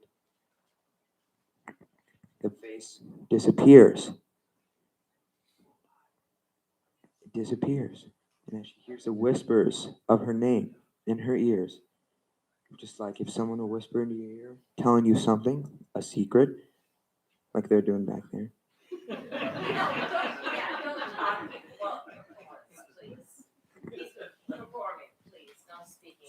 See, look, they're still talking. No speaking while he's please. Thank you. And whisper in the Thank ears as you. it disappears. Thank you.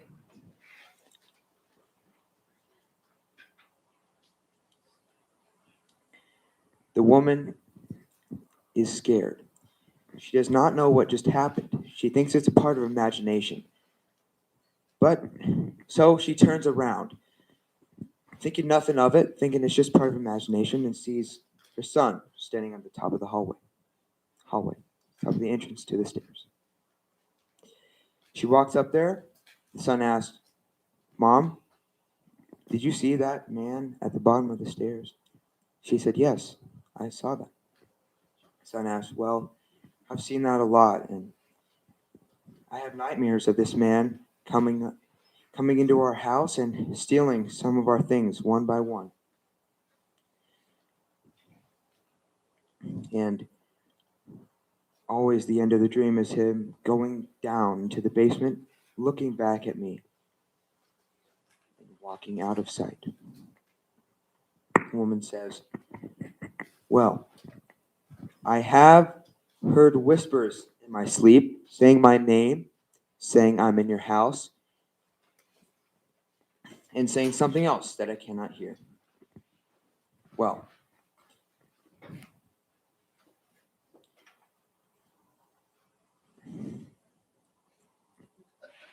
as the son listens to this, he comes up with an idea. Why is this man here? Why did he choose us? Well, this is no man. This is a spirit coming from the dead who decided to haunt this house. God knows why he's decided to do this, but he'll go by he, has decided to haunt this house, take the things from these people, and living in the discreet location of their house where they do not pay attention. slowly taking away from them and giving it to himself. So, as this happens, the whole family comes up with an idea.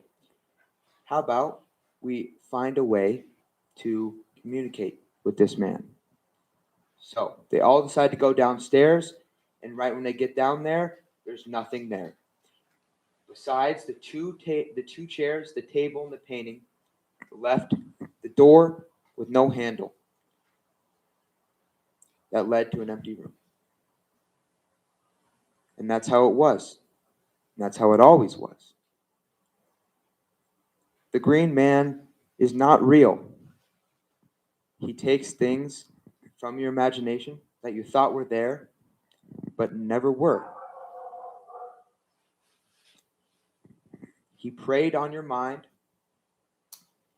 and his goal was to pray your mind away until he got you and has your mind, and it is his now. But then he uses, and those whispers is him trying to communicate with you, trying to get you, and those ringing is him coming into your brain and stealing things slowly away. So, the green man, in conclusion,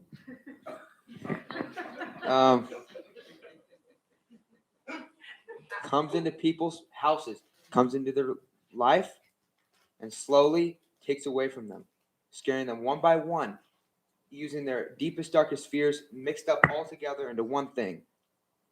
And that one thing that revolves around the whole family was that white face with the smile. That's the story of the green man.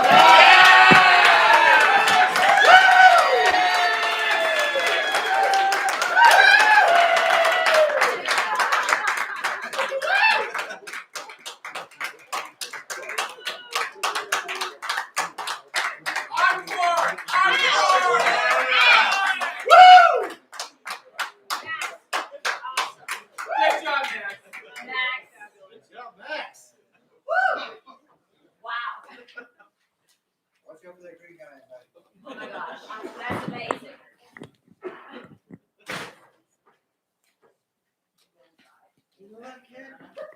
For some reason, ghosts like our house. Maybe because we don't have a living room. Ha ha.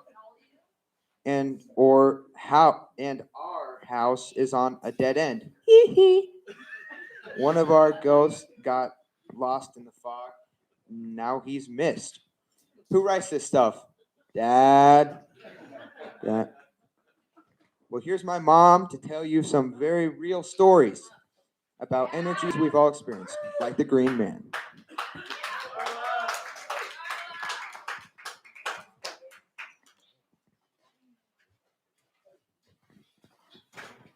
Does anybody else want to know what happened to the Oreo? I mean, I was kind of waiting.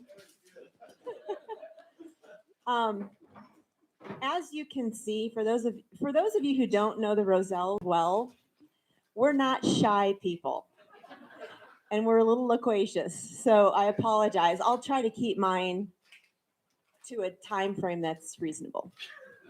I was going to tell a story of, I guess it would be a spirit that resided in our house, but I feel like I need to backtrack to give you some substance before that. So in the program that you have, I think it says that I'm talking about island energy. But what I'd like to first talk about is the word energy itself. Like energy, when you hear the word energy, it's a very common vernacular, very common word that we just say. You think of solar energy, electrical energy, nuclear energy. That's something that we all have come to appreciate, know, and accept just as beings in this world, on this earth. We all know there's such a thing as energy, but we can't touch it. It's not something that we can actually tangibly take, but we know it's there. So energy, I think we can all agree, is around us. It's everywhere. So for me, Island energy is just a name. It's a name that I've coined, a name that I have given an energy that I believe that I have. Energy, island energy is based on my heritage, my bloodline, my ethnicity. My mom was born and raised on the island of Oahu. Her mother, born and raised on the Big Island. And I feel this sense of energy, this presence, if you will, from that side of my family. And so that energy now I have named. I've named it island energy, and it's an energy that I feel. But I actually also think that you have an energy. Each of you has your own energy. I call mine island energy. And I call it island energy because that's where I feel like it's derived from. But your energy is your own. And I think that we share the same energy. And I'll give you 3 examples of what that energy is. The first one is, and Max actually tapped on this, the back of your neck. There's been a time, or many times, you may not remember where you were or what you saw, but the hairs on the back of your neck, they lifted. There was a reason why that physiological response happened. It was an energy within you. You responded to something that you saw. That's happened to me too. Secondly, pit of your stomach. In the pit of your stomach, you have felt an emptiness fill with dread. It's happened. That dread is a physiological response that you have, that I have had, in anticipation of something that I think is going to happen, something that I know is going to happen. I'm dreading it. I can feel it in the pit of my stomach. You've felt that before. You've had that before sometime in your life, that dread in the depths of your belly. Third thing, right up here, your logical mind, this sense, this mind that you have that is sane, because you all are sane. I know I am. We're all very sane. But in this mind, we can sense, you can intuitively know something's not quite right. It's a person, you can just tell something is off. It's a situation that you're a part of, that you've seen. You just feel, you sense something isn't right. I know I have felt that. I know there's a time that you've felt that. That is an energy. That's my energy that I have, that I call island energy. You have it too. We all share it. It's intertwined. So part of my story comes from my family. I am the niece of a kahuna. My uncle Kawila is a kahuna. And kahunas are revered in the Hawaiian culture. And he, God rest his soul, he died a couple of years ago, but he was a storyteller. He was a keeper of history. He learned orally and he taught orally. He knew so much, not only about my family, but about the entire Hawaiian people, the traditions, the cultures, all of history from King Kamehameha and before and since. He was the guy. He was that guy that you would go to if you wanted to learn about the history, the traditions, the cultures of the people. And so being a kahuna, which was something that he earned, something that he naturally became, he had a responsibility. And he didn't take his responsibility lightly. He certainly didn't solicit this gift that he had, but he was asked to give this gift. So he came to visit my mom. My mom lives in Loveland, and when he came over, because he did live on the islands until the day he died, I asked him if he would come visit us. I wanted him to come visit. And we had lived, the girls and Jerry and I built this house in 2000, and we're the only family that's ever lived in this house. And so, he came, we'd only been here for maybe a few months, but I wanted him to see the home. I wanted him to be in the home. So he came, of course, he visited. And being a kahuna, he didn't travel anywhere without sage. Nowhere did he go without sage. And being a kahuna, he never entered a home that he hadn't been in before without his sage. So it was true with our house. He brought his sage with him. He entered our home, and one room at a time, he made his way. He lit the sage. Not one word was said. I followed him the entire time. And he walked into the first room, and he would stand there, not say a word, move on to the next room. Some of the rooms, he would stand there, he'd close his eyes. I can see it now. And I could hear him breathe. I could just hear this inhale and this exhale. And then he'd move on. Some of the rooms, he would stand and then he would rotate 365 degrees and then slowly move to the next room. And he continued to do this.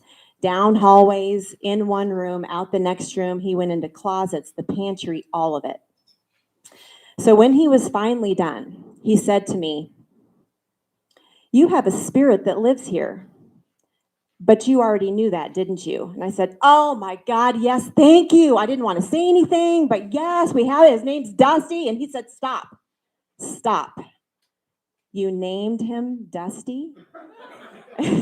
And I said, "Yeah, yeah. And he's been here. He's been here since the very first day we got here." And he said, "That was your first mistake." He said, "When you name something, when you place a name on something, anything, you acknowledge it exists."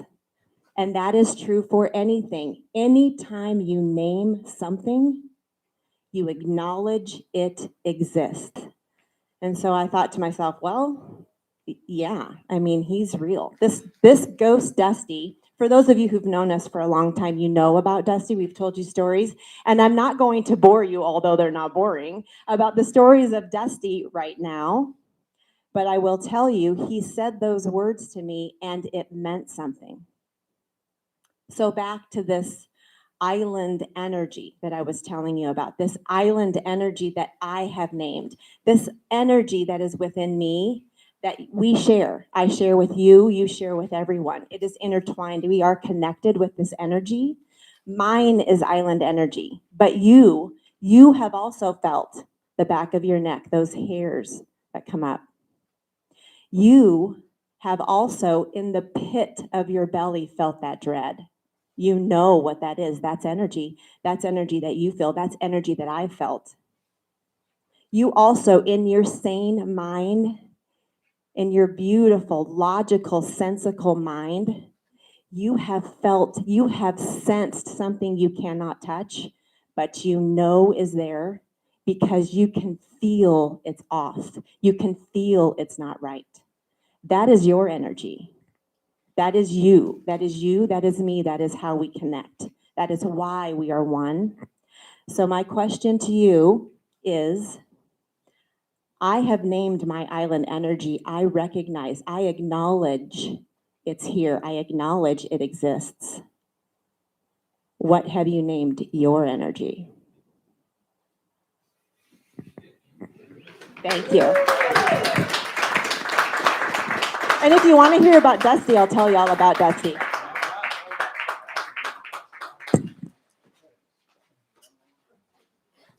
So I have this idea, you know what, furnace isn't working for some reason. We don't feel comfortable if we shut these three doors and move in. The next story is the Telltale Heart. You really need to be close to hear it, okay?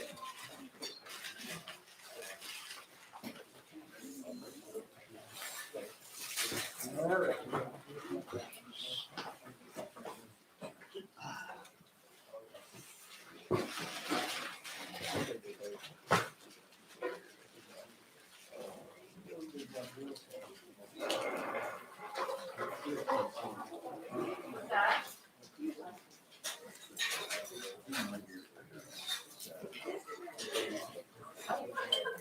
Hey, Dara, could you work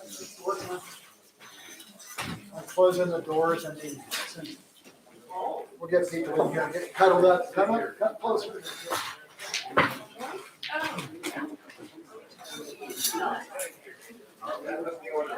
Matt. Got one more.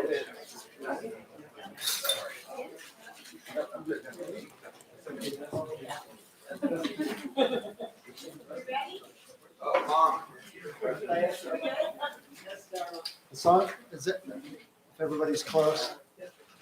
Away.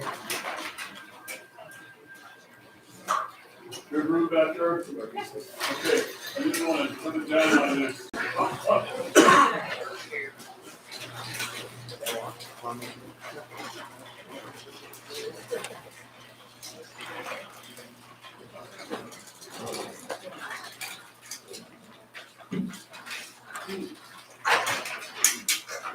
Okay. Oh, I already feel warmer.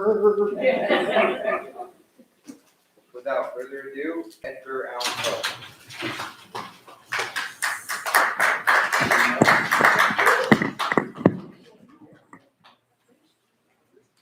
Can't have a Halloween story night without Edgar Allan Poe. And one of our guests had requested this story. So here we go. The Telltale Heart. Oh, true. Nervous. Very, very dreadfully nervous. I had been and am.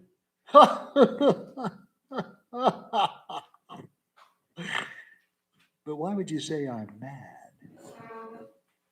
The disease had sharpened my senses, not destroyed, not dulled them.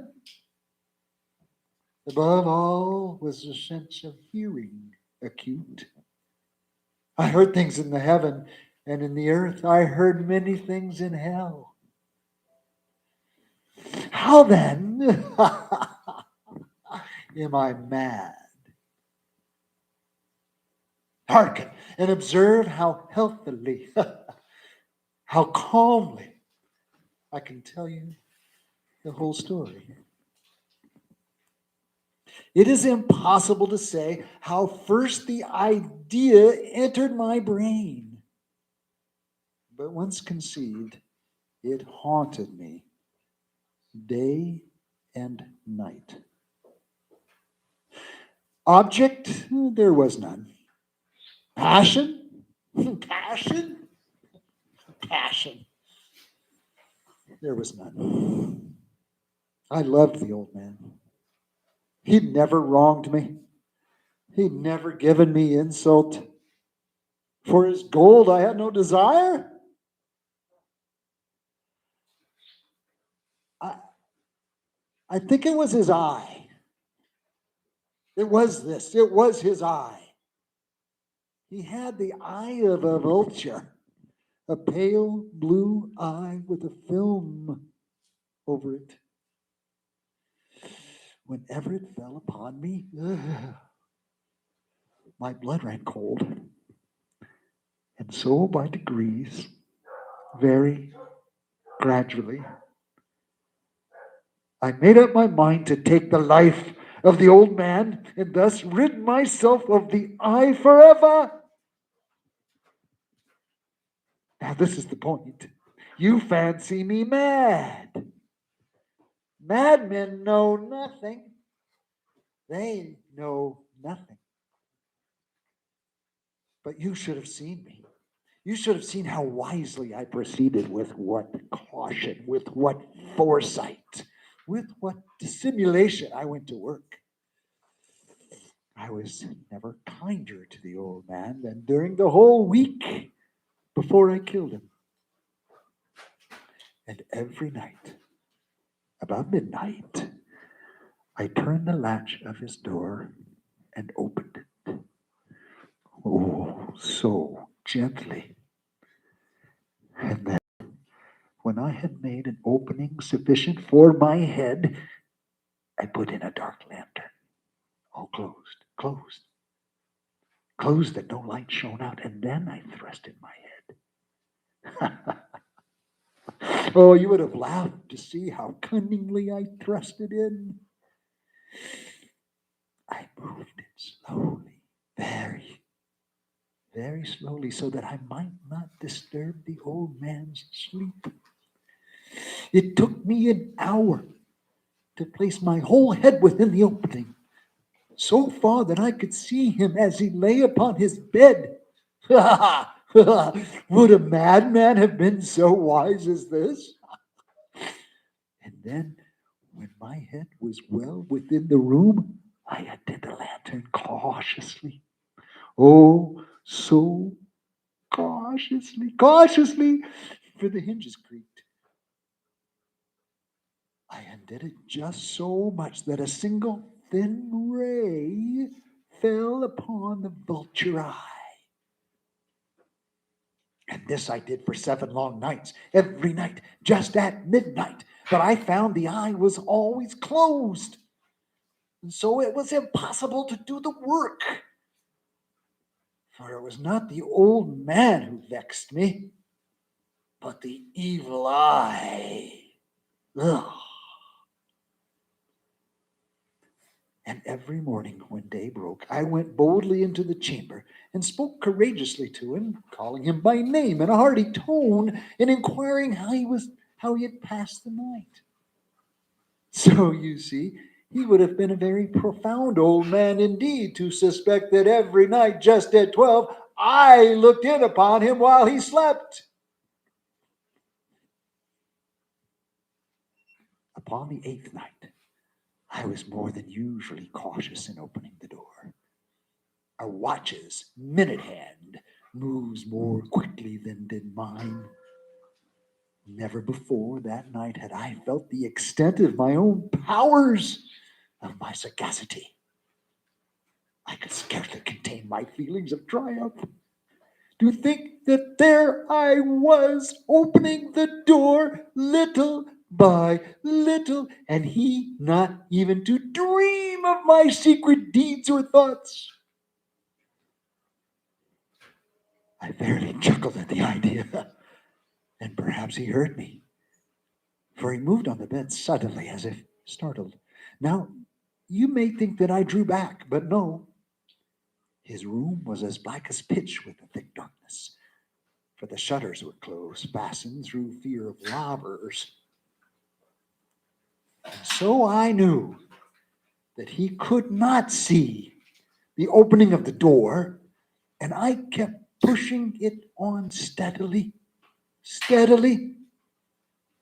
I had my head in and was about to open the lantern when my thumb slipped upon the tin fastening and the old man sprung up in bed, crying, "Who's there?" I kept quite still and said nothing. For a whole hour I did not move a muscle, and in the meantime I did not hear him lie down. He was still sitting up in bed, listening, just as I have done night after night, hearkening to the death watches in the wall. Presently, I heard a slight groan, and I knew it was the groan of mortal terror. It was not a groan of pain or of grief. Oh, no. It was the low, stifled sound that arises from the bottom of the soul when overcharged with awe. I knew the sound well. Many a night, just at midnight, when all the world slept, it swelled up from my own bosom, deepening with its dreadful echo the terrors that distracted me. I say I knew it well. I knew what the old man felt and pitied him, although I chuckled at heart. I knew that he had been lying awake ever since the first slight noise when he had turned in the bed. His fears had been ever since growing upon him. He had been trying to fancy them causeless, but could not. He'd been saying to himself, "It's nothing but the wind in the chimney. It's only a mouse crossing the floor. It's merely a cricket which has made a single chirp." Yes, he had been trying to comfort himself with these suppositions, But he had found all in vain. All in vain, because death, in approaching him, had stalked with his black shadow before him and enveloped the victim. And it was the mournful influence of the unperceived shadow that caused him to feel, although he never saw nor heard, to feel the presence of my head within his room. When I had waited a long time, very patiently, without hearing him lie down, I resolved to open a very, very little crevice in the lantern. So I opened it. You cannot imagine how stealthily, until at length a simple dim ray, like the thread of a spider, shot out from the crevice and fell full upon that vulture eye. It was open, wide open, and I grew furious as I gazed upon it. I saw it with perfect distinctness, all a dull blue, with a hideous veil over it that chilled the very marrow in my bones. But I could see nothing else of the old man's face or person, for I had directed the ray as if by instinct, precisely upon the damned spot. And have I not told you that what you mistake for madness is but over acuteness of the sense? Now I say there came to my ears a low, dull, quick sound, such as a watch makes when enveloped in cotton. I knew that sound well, too. It was the beating of the old man's heart. It increased my fury as the beating of a drum stimulates the soldier into courage. But even yet I refrained and kept still. I scarcely breathed. I held the lantern motionless. I tried how steadily I could maintain the ray upon the eye. Meantime, the hellish tattoo of his heart kept beating. It grew quicker and quicker and louder every instant. The old man's terror must have been extreme. It grew louder. I say louder every moment. Do you mark me well? I have told you that I am nervous. So I am. And now, at the dead hour of the night, amid the dreadful silence of that old house, so strange a noise as this excited me to uncontrollable terror. Yet, for some minutes longer, I refrained and stood still. But the beating grew louder. I thought the heart would burst. And now a new anxiety seized me. The sound would be heard by a neighbor. The old man's hour had come. With a loud yell, I threw open the lantern and leaped into the room. He shrieked once, only once. In an instant, I dragged him to the floor, and I pulled the heavy bed over him. I then smiled gaily to find the deed so far done. For many minutes, the heart beat on with a muffled sound. This, however, did not vex me. It would not be heard through the wall. At length it ceased.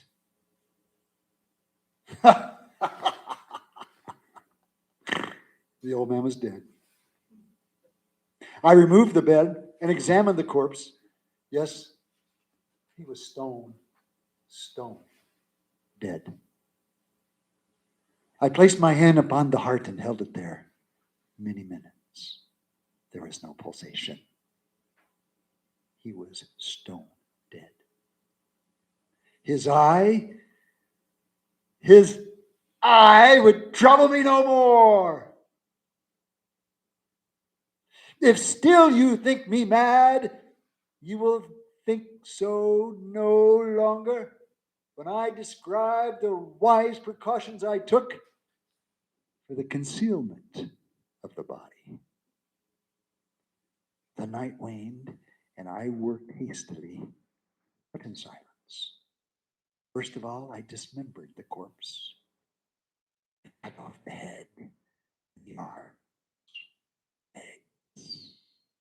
I then took up 3 planks from the flooring of the chamber and deposited all between the scantlings.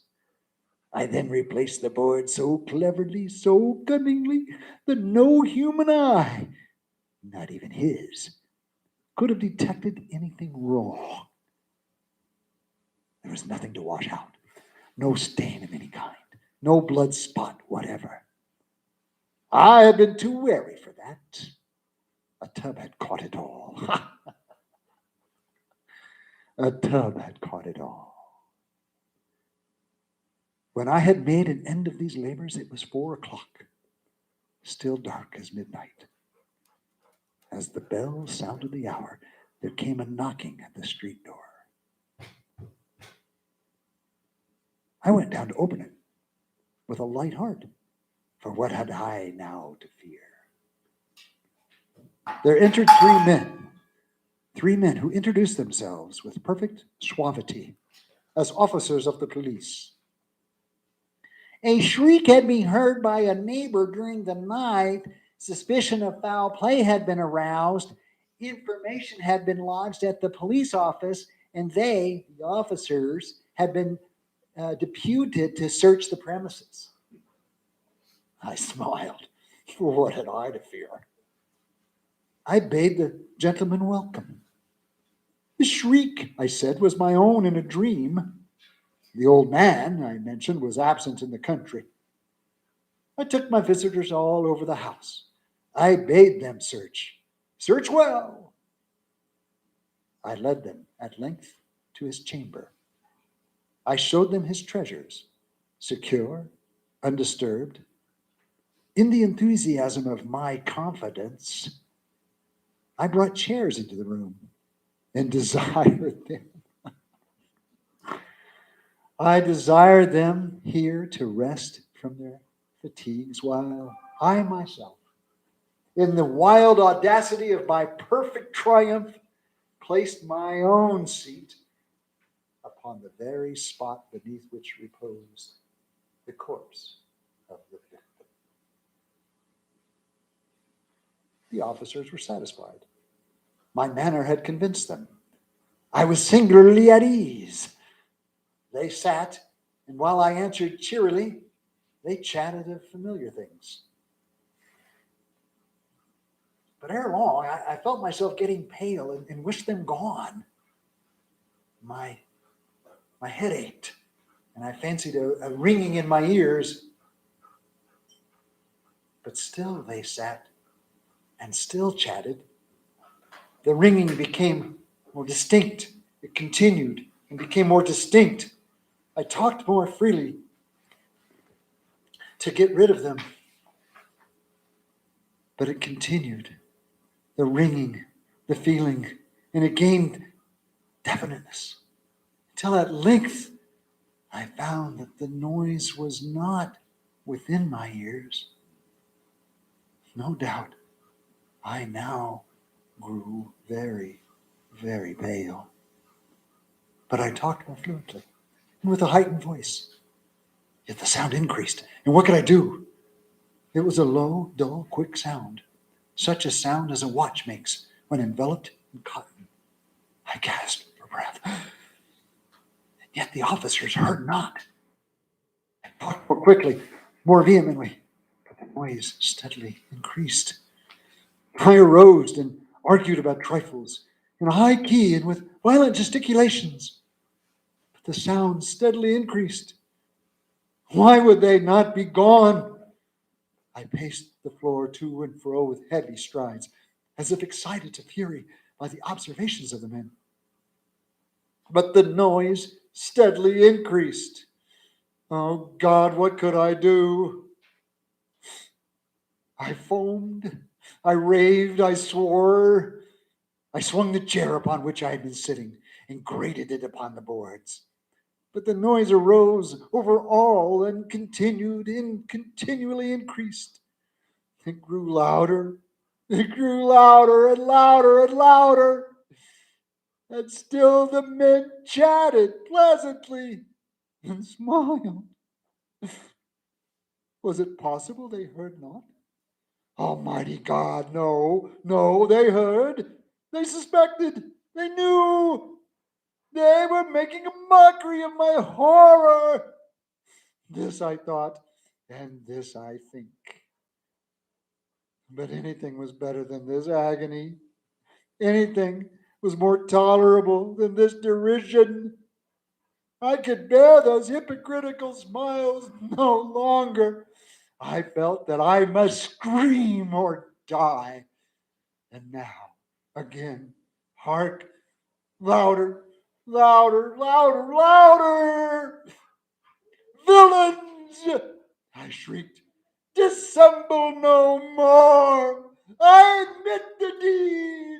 Tear up the planks! Here, here!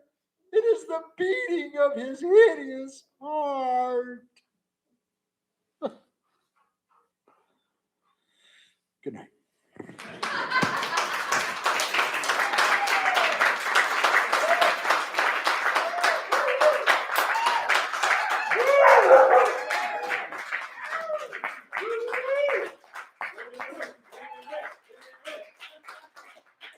I hope you enjoyed that.